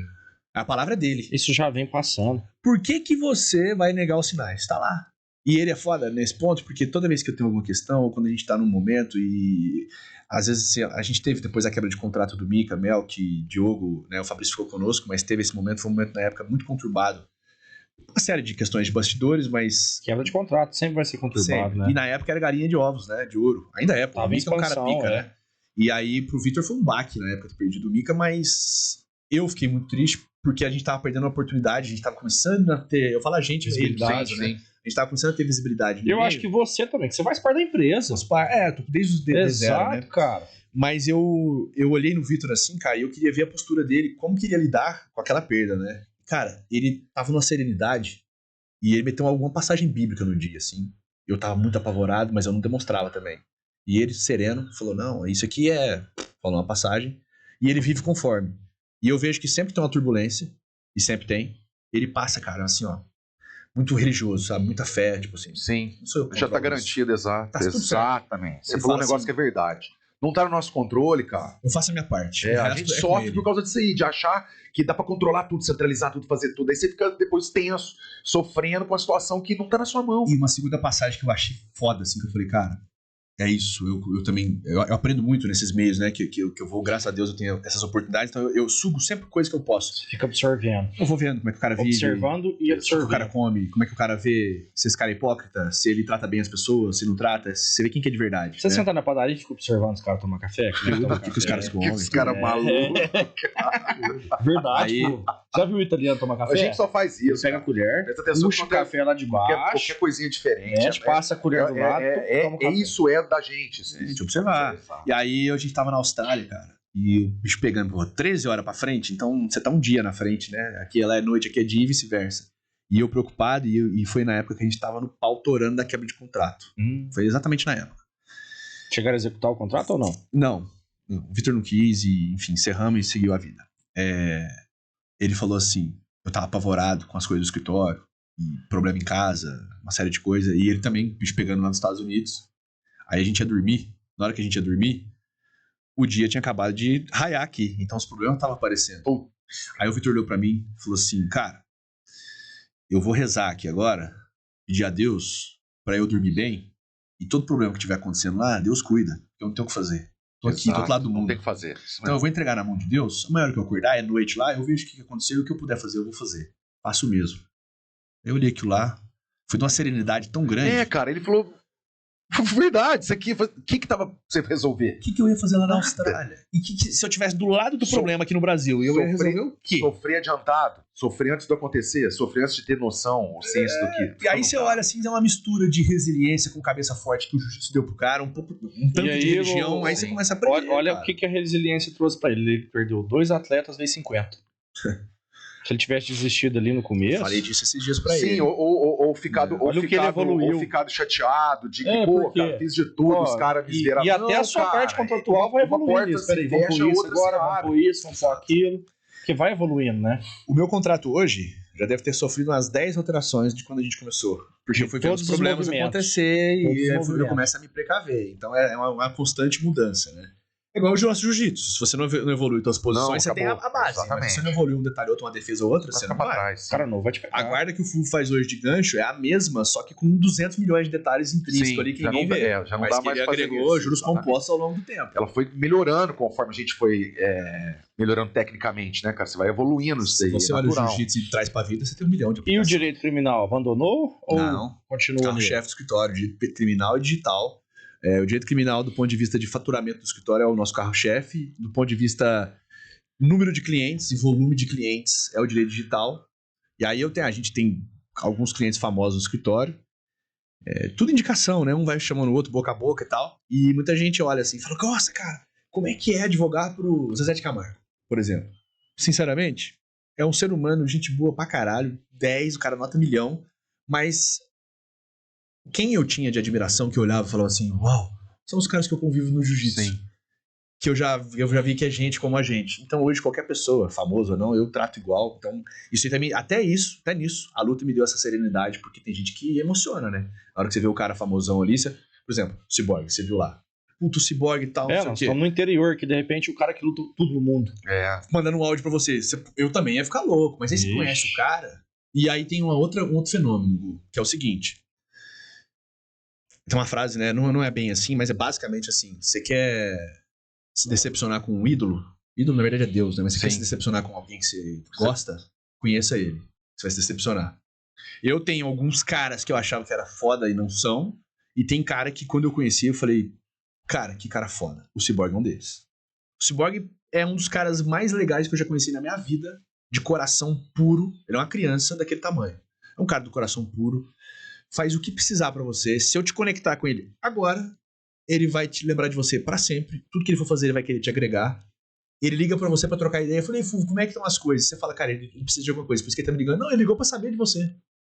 Só que a gente tá acostumado a idealiza essas pessoas como sendo intocáveis. Isso. E ele é mais gente do que a gente. Ele é um cara que anda descalço, não tá nem aí com roupa. Ele perde a carteira, esquece. Ele vê o pai dele, ele chora. Ele vê a mãe dele, senta no colo. Ele é uma pessoa mais humana que a gente. E o Victor fala, cara, conviver com o Cyborg é um tapa na cara o tempo todo, porque ele é um cara mais carinhoso que tem, e a gente olha e fala assim, cara, eu não sou desse jeito, igual esse cara é. E ele é desse jeito, por que eu não posso ser?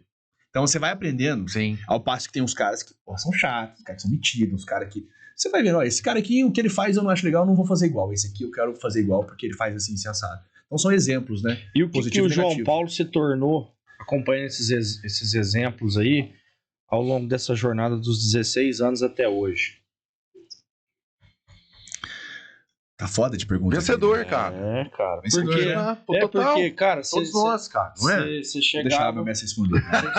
Você vislumbrou algo lá atrás. Eu quero viajar usando terno. Você conseguiu isso. Sim. Você atingiu essa meta.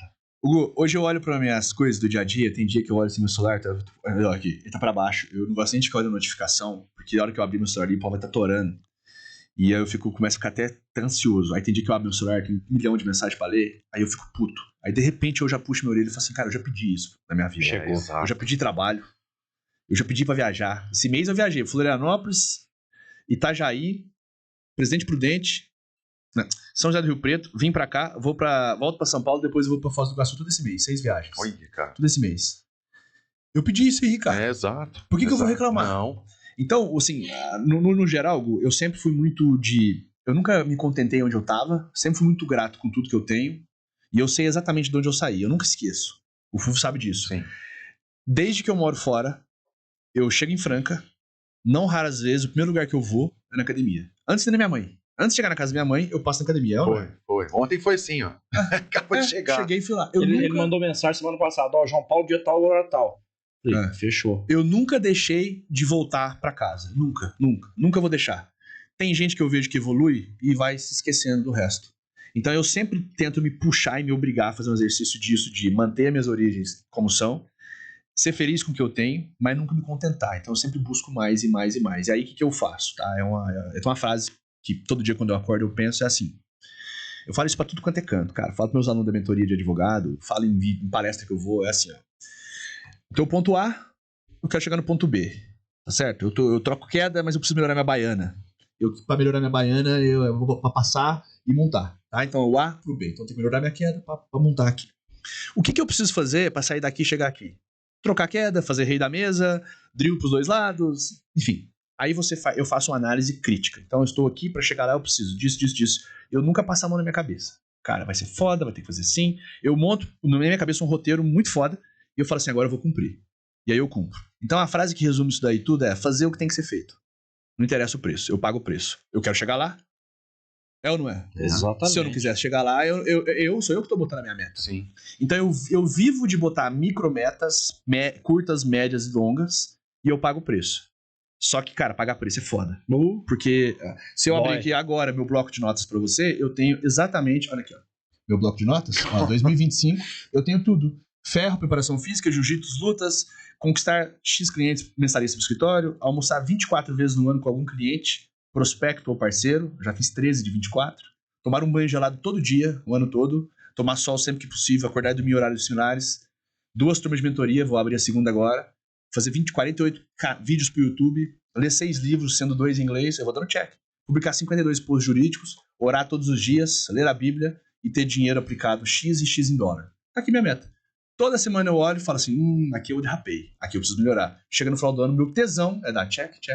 Zerar tudo. Só que a hora que você chega lá no final, olha o tanto de coisa que eu tive que construir ao longo do ano. A vida passa a ter propósito. Você fez até a mais, uma volta gigante pra chegar numa meta dessa. A vida começa a ter propósito, porque hoje em dia o que eu vejo, e com todo respeito a quem tem depressão, mas, cara, tá faltando propósito na vida das pessoas. O cara não sabe o que tem que fazer. Mas, João, a gente fala muito isso aqui, cara. Falta Deus na vida das pessoas, cara. Não tem esse sentimento, sabe, de que existe algo superior que nos guia, que nos ilumina. A pessoa não existe. Então, eu acredito muito que essa depressão, essa angústia, é que a pessoa não acredita, cara. Não acredita. Não acredita. Tem uma vida vazia. Ela vai se basear em quê? O que ela vai se agarrar, cara? Eu não sei isso aí. Por isso que fica desse jeito, cara. Cara, e assim... a gente pode falar 10 horas aqui sobre isso com 1 milhão de lições, né? Mas, assim, eu crio na minha cabeça. Você desde criança, o Fufo sabe, cara, o tanto que eu sou competitivo. Sempre fui, né? Sim. Competitivo. E eu, por exemplo, a gente vai treinar hoje. Você vai finalizar hoje. Enquanto eu não voltar pra Franca e não te pegar... todos desse jeito, cara. Eu não vou sossegar. Vai ficar sonhando, só que cara. tá todo mundo pensando igual. Porque o cara que eu pegar hoje vai ficar pensando igual a mim. Aí o que acontece? Você entra numa roda de rato que só tem cobra, ratazana, com cabelo desse tamanho nas costas, um querendo matar o outro. Sabe o que é engraçado? Você lembra até da pontuação que o cara te fez, cara. O cara ontem passou, montou e não me pegou, mas ele ganhou se fosse campeonato. Aí você muito engraçado. Só que, cara, olha como é que a vida começa a ter sentido. Aí você fala, cara, o Gu tá muito mais forte que eu vou precisar melhorar minha preparação física. Puta, o Gu tem um pé no bíceps que é foda. Como é que eu vou passar a guarda? Aí, YouTube, passagem de guarda, laço.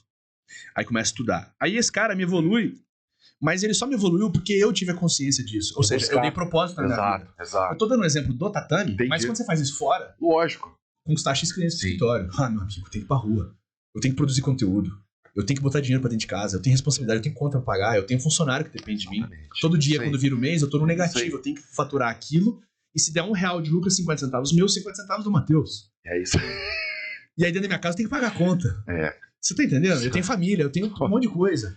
Então, o que eu vejo hoje, a galera não está tendo mais propósito na vida. Não. Só que elas buscam só conforto, né?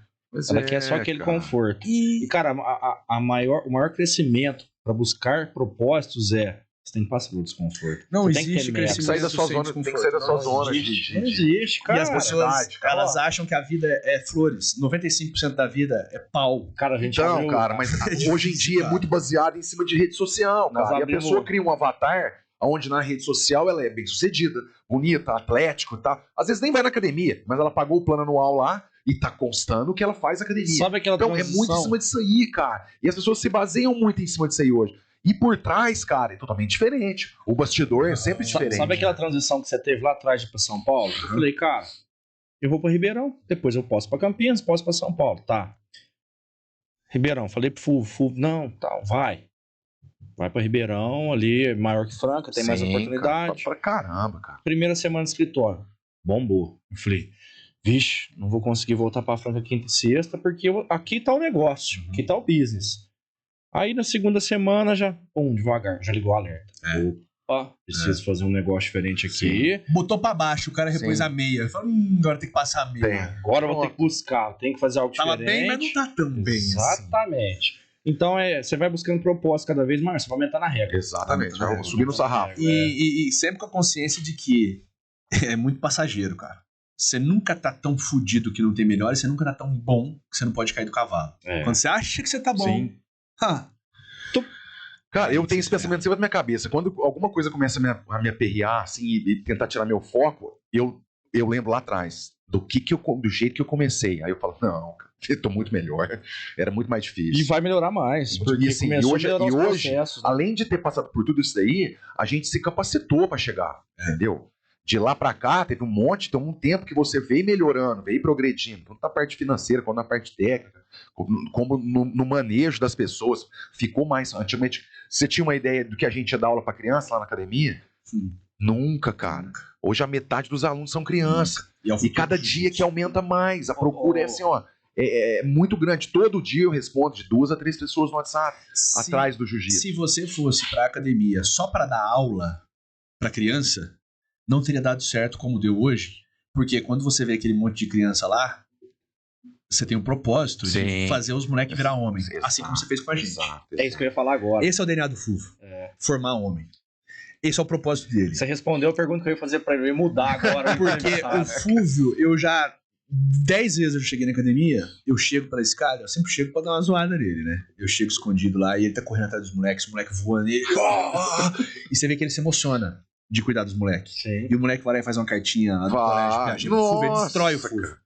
Só que esse é a meta dele. Se você um dia parar pra pensar, falar, cara, eu posso morrer hoje tranquilo? Você pode. Pelo menos um cara, aqui sou eu, você tem a Eu participação. falo isso aí pra ele fala, para de falar isso aí, cara. Para de falar isso aí. Eu O falo, Fulvio não, com a comissão dele, pelo menos comigo. Exato, cara. Eu O fico Gustavo feliz. também. Então 2 aqui já Ó, certeza.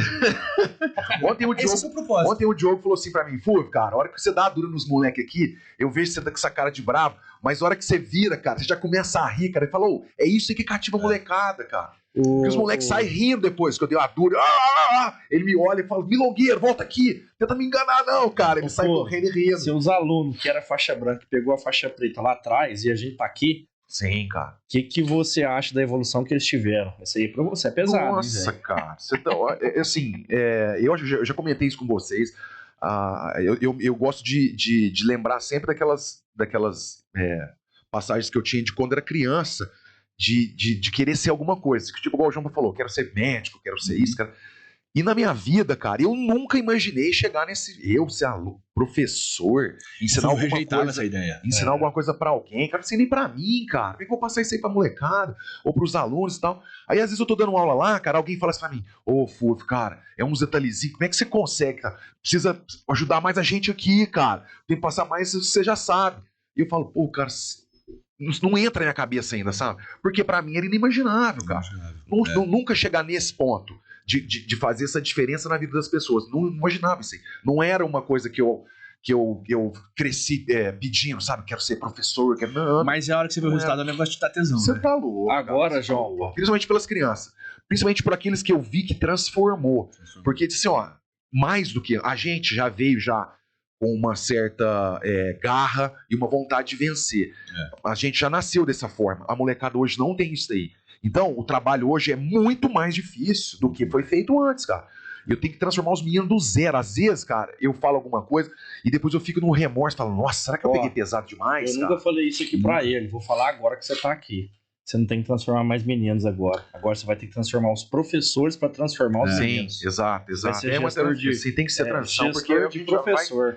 Vai ficando cansativo até, cansativo, sempre te suga muito, Sim. mas, cara, o dia que você perder isso aí, perdeu, você tá perdeu o louco, propósito, cara, tá perdeu o brilho nos olhos, porque é o que você faz. Senão, na verdade, veja só, quantos atletas, uma pergunta simples, curta e grossa, quantos atletas que viraram atletas você formou? Atleta que vive do esporte? Cara, atleta do vive do esporte, cara. Do jiu-jitsu. Tipo, quantos micas você formou? Que continuou lutando até hoje, cara. Só nós mesmo que lutavam um contra... Não, mas que vive do esporte? Não, zero. E quantos homens você formou? Nossa senhora. Vamos fazer uma pergunta... Pai de família. Eu não vou longe, não. Pessoa bem sucedida em tudo aquilo que se propôs a fazer, tá na parte profissional, quanto na parte pessoal. Pega ginásio. Sim. Pega os moleques de ginásio. Eu, Gu, Renato, Luciano. Peguei 4 rápido aqui. Sim. Um tem a maior empresa de engenharia da cidade. Sim, verdade. O Gu, multi-empresário. O outro virou juiz. E um vassalo imbecil, que sou eu. Nós 4. Tá igual eu, A Oeira Negra. Coitado. Que dó. Mas você entendeu? Não é verdade? Cara, sim, agora eu te pergunto, o que vale mais? Cara, mas fazer um atleta que fica competindo no CBJJ ou um homem? Sem dúvida, mas isso aí é um ou outro que consegue, né, cara? Mas transformar as pessoas, isso aí é uma ferramenta que o jiu-jitsu nos ajudou. O jiu-jitsu, e graças a Deus, meu pai e minha mãe, que me ajudou muito nessa criação que a gente tem aí, o Gustavo também é da minha família, sabe o jeito que a gente foi criado, dos conceitos que a gente tinha dentro de casa, sabe? De sempre correr pelo melhor, você correr pelo que é certo, de verdade, independente se a pessoa tá fazendo ou não, faça o que é certo, cara. Isso foi o que nos guiou até hoje, cara. E eu sou muito feliz disso aí. Às vezes eu falo, Gustavo, para de falar isso aí, Fúvio. Porque eu falo, velho, se hoje o Deus falar, Fúvio, ó, cara, tem que voltar aqui, que seu trabalho aí acabou, tem que assumir o seu cargo aqui em cima de... Eu vou feliz pra caramba. Vou feliz pra caramba. Mas muito, cara, muito. Por tudo, assim, sabe? Porque eu fico tão contente. Uma coisa que a gente não tem, cara, sabe? É inveja de achar que, cara, eu sei tudo, qual é a minha capacidade, eu sei qual é a capacidade dos meus amigos, meus alunos, cara, e eu fico muito grato, sei, muito feliz por tudo, cara. E o jiu-jitsu tem, por exemplo... Saber que fez uma diferença na vida de alguém, cara, né, cara? Ó, e ele falou um negócio, tô atendendo 2, 3 alunos por dia, que é o que você falou, eu tenho que fazer tantos conteúdos. Sim. E ele ainda trava muito pra fazer isso. Ele já tá fazendo. Eu poderia fazer mais, Sim. né? Ele foi pro digital. A hora que ele foi pro digital, fez assim, ó. Foi. É o caminho, cara. É o caminho. Do ano passado pra esse ano aqui, todo dia. Você imagina, todo dia. Então eu já tenho o discurso pronto ali, copiado. A pessoa me chama, eu que recebo a primeira informação, antes de passar lá pra secretária, eu recebo pra saber como é que é, porque eu já sei lidar direito, tal, atender o cliente. Vem fazer uma aula experimental, te aguarda aqui, tem um kimono pra te pensar caso você não consegue. Desses aí, cara, de todos que eu respondo, toda semana entra um aluno novo. Que vai lá e faz plano anual, faz plano semestral. As pessoas veem o Instagram só com o negócio de postar foto, na verdade não é uma vitrine da tua loja. Sim, exato. Qual que é a sua loja? É sua vitrine. É professor de jiu-jitsu, então academia de jiu-jitsu. Então tá aqui sua vitrine. Escritório, marcas para vitrine. É isso aí. Eu igualmente, eu uso meu Instagram pra caralho. Pra isso, meu Instagram é minha vitrine. Só loja. Por ali, exato. Não, só empresa. Depois que a gente começou a propagandar, cara, aumentou pra caramba. Não pode ter medo de pôr a cara no... E tem um detalhe, até hoje ele não fez um anúncio patrocinado. Não, mas já vai começar. A academia vai ficar pequena. Vai, então. É que eu falo isso pra ele, cara. Eu vou devagar, porque tudo pra nós foi devagar. Tudo é devagar. Tem, cara. E eu, sim, eu sou muito pé no chão. Ele pode falar até que eu sou centralizador demais, mas eu gosto de ter as coisas aqui, porque eu sei até onde eu consigo segurar. E você constrói uma base cara. sólida. A base que não é sólida é ruim lá na frente. Sim. Então, você vai crescendo. Ó, de todos que a gente conhece aqui em Só que Franca, se ele cara, começar... um outro que continuou aí, que conseguiu ser Se ele bem sucedido começar, nesse o ramo João, que a gente tá, né, a fazer anúncio patrocinado, ele não dá conta. Não dá conta. Vai lotar aquilo ali, cara. A ideia nossa é expandir mais. Queremos montar uma filial lá em Ribeirão Preto agora. O projeto nosso é esse. Quero ser convidado para a inauguração. Vamos lá. Eu só preciso de um kimono da Carson. Então, fica tranquilo, te empresto. Tem um monte lá. Ô, João, cara, o papo tá muito bom. E eu acho que essa mesa nossa aqui, a gente fica até amanhã conversando. Fica, você tá louco, cara. Aqui, mas já chegou falando que tem prazo pra defender um aluno de antidoping, né? E se não, se a gente não respeitar os prazos aqui, os horários, vai 3 horas, 4 horas de podcast. Eu vou voltar agora pro escritório, vou fazer essa defesa, vou trocar de roupa pra academia, vou fazer um treino de perna rapidão, depois eu vou subir pra já fazer um treino de jiu. Então hoje nós vamos treinar junto. Arrozinho tem uma marca lá. Cara, o pescoço começou a doer. O pessoal aqui, não sabe das histórias aí, mas eu tinha... Você tá com quantos, João? 35. Eu tenho 32, então dá aí 3 anos de diferença. O João Eu tinha 18, você tinha 15. É. Cara, Eu tinha o cara olha era um só, trator gigante, velho. 100 quilos, puro músculo. Ia fazer guarda pro cara, velho. Ah, tinha que inventar uma câimbra. Doía demais da conta. Ei, eu A gosto. queda com o Gu era O legal. humilde que é um espetáculo, né, cara? Competitivo, estava, né? Tadinho. Eu com 100, ele com Fraco. 110. Não, nem vou falar nada, cara. Cara, mas foi uma fase muito boa, cara. Foi uma fase legal da nossa vida aí. Graças a Deus. Todo mundo evoluiu, né? Estamos evoluindo, né? Não Sim, chegamos ainda onde tem que exato. chegar, não. Estamos aí. Evoluiu perto do que a gente tava, né? Perto do que a gente Você tá era. louco. Estagiário, R$300 por É que eu mês. te falo, a gente alcançou um negócio que até então era inimaginável. Pelo menos pra mim era. Alcançar isso, nossa. E ter esse contato com as pessoas, que nem o dia que a gente conseguiu reunião com o Júnior lá no apartamento, eu falei, Gustavo, você tá vendo onde a gente tá vindo, cara? No apartamento da mãe dele. Da mãe do Carson. É. Gente, lá no Brasileiro, o pão ia Quem que- lutar. Quem que O imaginou Guilherme. que os caras caipiras aqui de Franca ia conseguir chegar? Vocês dois, era um nesse dia, né? Era um ponto? dia D. Ou era aquele dia, É, não tinha mais. Não, cara, você tá louco. O Guilherme ligou. Vocês têm Meia hora. meia hora. A gente tava 40 minutos. Tava lá em Deodoro. Da casinha dele. Cara, eu E vim bateu, né? vim Chegou, de né? carro 1 milhão por hora. Na Via Chegou, Brasil, né? chegamos, Chegou, tudo em não, cima. 200 Daquele multas. dia pra cá, cara, a gente só tá crescendo, um tanto de coisa que a gente tá conseguindo aí. Você vê, né, cara? É uma oportunidade. Exato. Carro e pé. Exatamente. É o que você falou. Ah, mas eu não tenho noção de. Não interessa. Abraça aqui, vai dar um jeito. Pega, faz. Não, agora Sim, tem, é isso agora aí, tem cara. outra Pra reunião. nós sempre Não é? foi assim. Seu nome de onde? É, ué, acabou. Pô, tá Agora tem louco. outra reunião, João, dia 12. Dia dos namorados. O Vão vai ter que largar a Tati, vai ter que ir pro Rio. Marcou.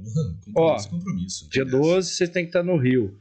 Aí eu falei, Fulvio, nós vamos ter que estar no Rio. Vamos, Não cara. vamos de carro não, velho. Pelo amor de Deus. Não, de carro não. De Chega, dia. cara. É canseiro demais, tá É, bom. cara, Já deu que a gente já fez muito de carro. Nossa. você tem que começar a ter. Aí, o próximo passo é começar a ter qualidade nas execuções. Não Sim. vai ficar mais fácil, mas Sim. onde você pode facilitar, você É, facilita. exato. Pode ir de avião, vai de avião. Ribeirão, Rio. Ribeirão, Rio. É, que a gente nossa. vamos fazer um negócio mais programado. Agora chega o momento que hora custa. Sim. O tempo que vocês ficam no A hora carro, é vocês caro. deixam de fazer outras coisas. É. É um dia de aula que você perde, isso aí. um monte de coisa que tem que fazer e assim por diante. Então, e a gente tem. Uma coisa que eu aprendi também, assim, ó. Você tem que começar a viver dentro daquilo onde você quer chegar. Por que tudo tem que ser sofrido? Cara, não tô falando que é fácil, mas por que toda vez você tem que se fuder? Por que você não pode se dar o luxo de ir de avião uma vez? Entendeu? Cara, O meu você vai vai dar se boa. gosta mesmo. Cara, você tem que começar a destravar essas coisas, viver bem. Eu tô no Rio? Não, vamos de ir na praia, vamos de ir no Leblon. É, vou comer um restaurante melhor, vou, exato. entendeu? Só pão com manteiga e café pingado. Ah, não, essa fase, graças a Deus. Amém. Graças E essa a mente Deus. de escassez fode a gente. Você é louco. Não, cara. Pensa que você é É, minimalista, cara. Eu penso... Não confunda minimalista com O muquirana. cara desce nos postos, não come uma água, bebe água no banheiro. Eu penso... Cachorro, Pensa assim, cachorro. hoje É pet friendly. O Fu vai lá, o Fu é pet friendly. Ele vai lá e bebe água no pet friendly. Cara. Ai, Fulvio cara. leva aquele monte de água de franca, salgadinho. A tia Lazinha monta lá o piquenique. Eu olho. Fulvio, bolacha? Salgadinho? Que é isso, Fulvio? Ah, minha mãe colocou, Gustavo. Você não conhece sua tia? E não come. Não. Uma vez a gente foi pro DCC em 2015 em São Paulo, nós saímos de van Levou. lá do Nossa. Jofer. Não, ele tomou um café preto no Jofer, 2 da manhã. Aí nós viajamos o dia inteiro, chegamos lá, DCC. É. Um saco que é DCC, né? Lá Senhora. no Ibirapuera, horrível. Ruim, difícil, pá. Aí eu comi tudo que eu podia. Eu gastei todo o dinheiro do meu salário de estagiário lá. Açaí, pão, tudo. Todo mundo comeu. Aí saímos de lá, fomos jantar. O Fulvio. Aí deu uma mordida no pão de queijo do Renato. Nós chegamos em Franca 4 da manhã. Então nós saímos às 2, chegamos às 4. Ou seja, 26 horas. O Fulvio viveu um café e uma mordida de pão de Sabe o queijo. que ele Só fala? isso. Sabe o que ele fala disso aí? Tática de guerra, cara. Não vamos nos banheiros. Não, nesses não tem que ir lugares. banheiro, não ferra. Eu vou pegar a rodovia, não como.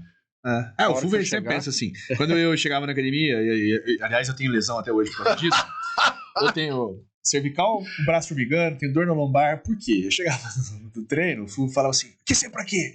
Se você estiver na rua, você vai aquecer? Você já viu o leão aquecer Você pra viu ir o leão atrás da aquecer caça? pra ir atrás? Aí eu tive essa cultura. Aí quando eu cheguei lá em São Paulo, mobilidade, aquecimento. Eu falo, caralho, o que é isso? Que é todo duro. Nunca vi Então isso na o Fulvio vida. é assim, você acha que ele vai comer? Comer pra quê? Se eu tivesse numa guerra. Uma vez eu cheguei no Fulvio, meu tio queria que eu começasse a jogar tênis. Ele falou, não, eu tô ficando velho e um esporte que eu consigo jogar é tênis, eu queria que você jogasse pra você jogar comigo. Aí eu Fui nessa ideia, né? Cheguei no Fu, falei, Fu, tô pensando em diminuir um pouco o treino de jiu-jitsu pra começar a fazer aula de tênis. O que você acha? Aí eu falei, não, acho legal, acho bacana. Inclusive, quando os caras mexerem com tua namorada, bate neles de raquete. Falei, não diga mais nada. Pronto.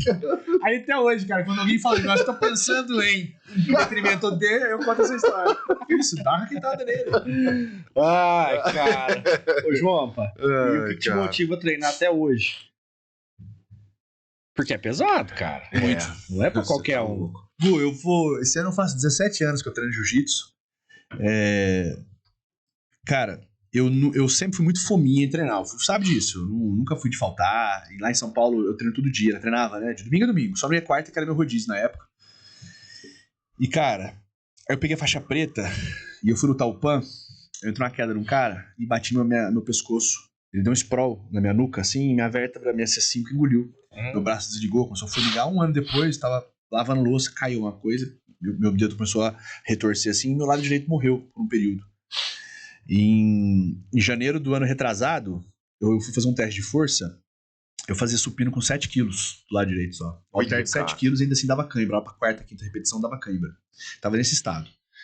E nessa época, eu não conseguia treinar. Minha lombar doía, eu acordava no outro dia com dor. Só que eu ia treinar, porque o jiu-jitsu hoje, ele não é um esporte igual eu tenho que ir jogar bola, eu tenho que correr na rua porque eu tô engordando. Não, ele faz parte da minha vida.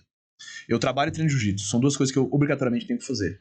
Então, pra mim é natural. Não tem esse negócio de, eu vou no happy hour hoje. Não, eu vou treinar jiu-jitsu, depois se der eu passo lá. Exato. A vida toda eu fui assim, né? Só que, Gu, chegou um momento, cara, que eu tava...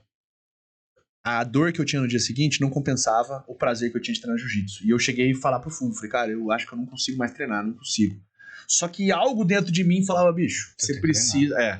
E aí eu fui tentar entender por que eu não conseguia abandonar, apesar das dores, apesar do sofrimento, porque pra mim era foda. Eu trabalho, cara, fico sentado, eu tenho que fazer audiência, eu tenho que atender cliente. Eu não conseguia, eu tava escrevendo, a caneta caía da minha mão, tava nesse nível.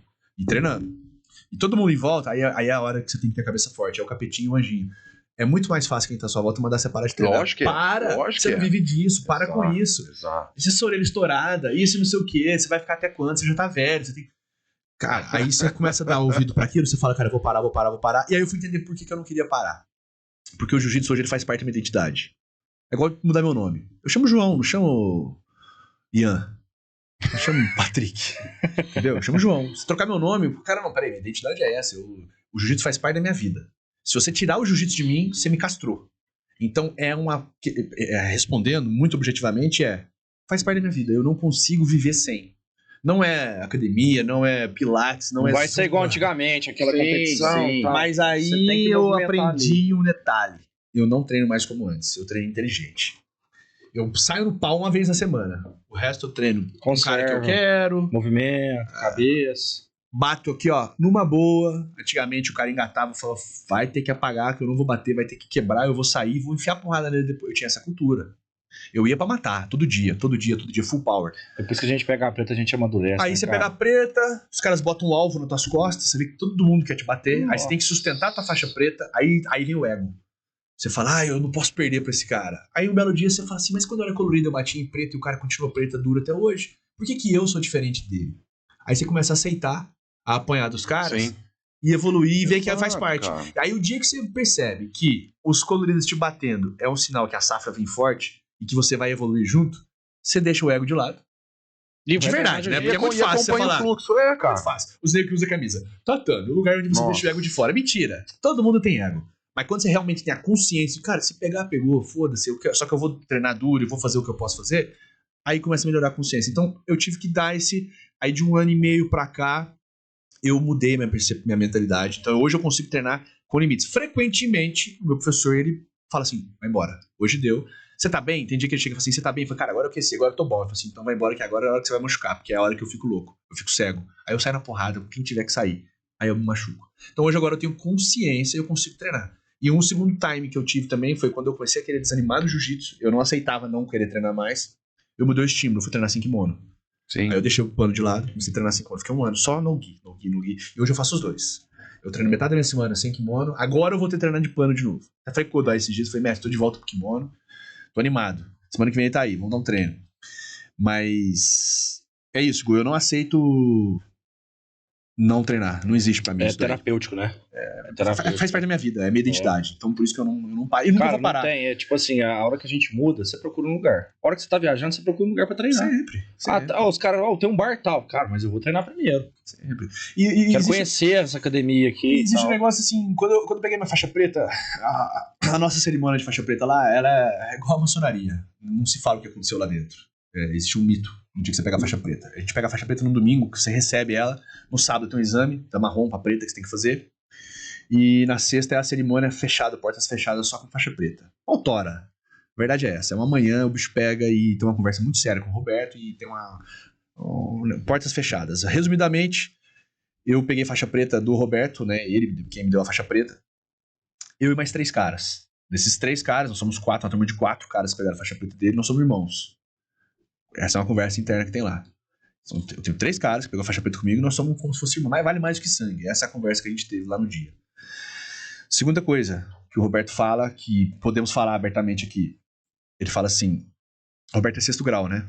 Ele tem a 6º grau na faixa preta. Ele fala assim, quando eu peguei a faixa preta, a minha faixa era larga na minha cintura, ela parecia um bambolê. Hoje eu tenho mais de 30 anos que eu sou faixa preta, ela continua larga igual. Tanto que o Roberto nem usa grau, ele nem põe grau. A faixa preta é a faixa preta que ele acha lá no dia e põe a amarra. Ele em grau ele põe. Então ele fala o seguinte, não ache você que porque você pegou a faixa preta hoje, que acabou a tua jornada, que ela nem começou ainda. Então ele te dá esse senso de, cara, você pegou a faixa preta, tem gente que fala assim, e aí, você pegou a faixa preta, você vai fazer o que agora? Continuar. Você tá achando que é igual fazer faculdade, formou, apresenta o TCC e vai embora? Meu filho, agora que começa a brincadeira. E sabe o que eu sei de jiu-jitsu hoje, Gu? 0. Quanto mais eu saio na mão, mais eu vejo que eu sou limitado. E a safra nova tá vindo forte. Né? Então, meu amigo... Esse menino tá começando a treinar com 3 anos. Cara, você tá entendendo? Então, assim, quando você... eu falei esses dias com o Luciano sobre isso. A vida é juros compostos, né? E no jiu-jitsu não é diferente. Essas coisas que a gente divide, essa ideia que você fala pra mim, o Fu fala pra mim, essa ideia que a gente troca, cada lugarzinho que você vai, você tem um fragmento de alguma coisa, né? Quando você pega esse conceito do Roberto na nossa graduação, isso se aplica em várias coisas na vida. O cara que você tem que ter fraternidade, você tem que ser irmão do cara, tem que chegar junto com o cara. Porra, acabei de montar o meu escritório, acabei de montar o estúdio do podcast. E agora eu vou fazer o quê? Filho, agora você tem que trabalhar. Ou seja, é o mesmo do que quando você pega a faixa preta. Sim. O Fu vai abrir uma filial, 2, 3, 10, 200. É como se fosse o dia 1, cara. Não pode mudar isso. Todo dia é o dia 1. Todo dia é o dia 1. O Jeff Bezos, dono da Amazon, ele tem um livro chamado As Cartas de Bezos. Ele escreve as cartas para os conselheiros da Amazon desde 1996. Esse livro são as cartas que ele escreve para o pessoal. As 2 primeiras premissas do Jeff Bezos que fundaram a Amazon, das maiores empresas, se não a maior do planeta, primeiro, a nossa primeira obsessão é o cliente.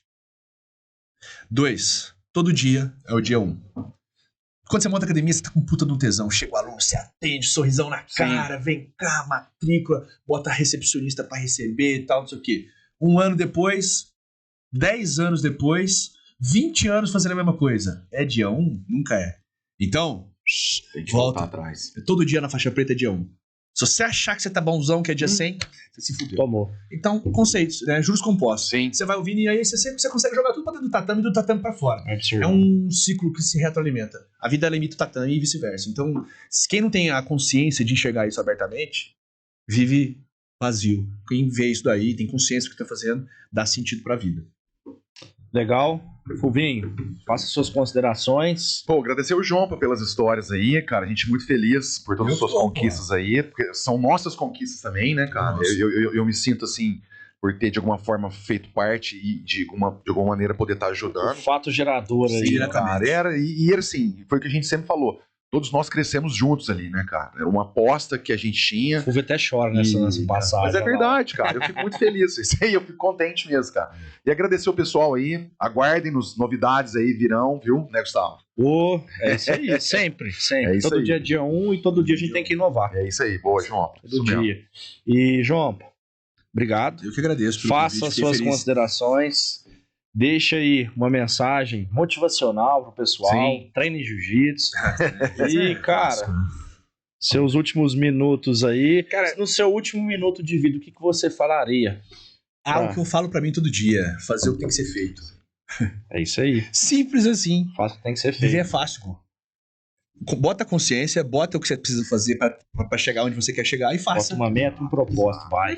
Faz. Exato. Não existe milagre. Vai acontecer. Não existe milagre. No jiu-jitsu, fora dele, no trabalho, dentro de casa, não fora existe de casa. lamentação.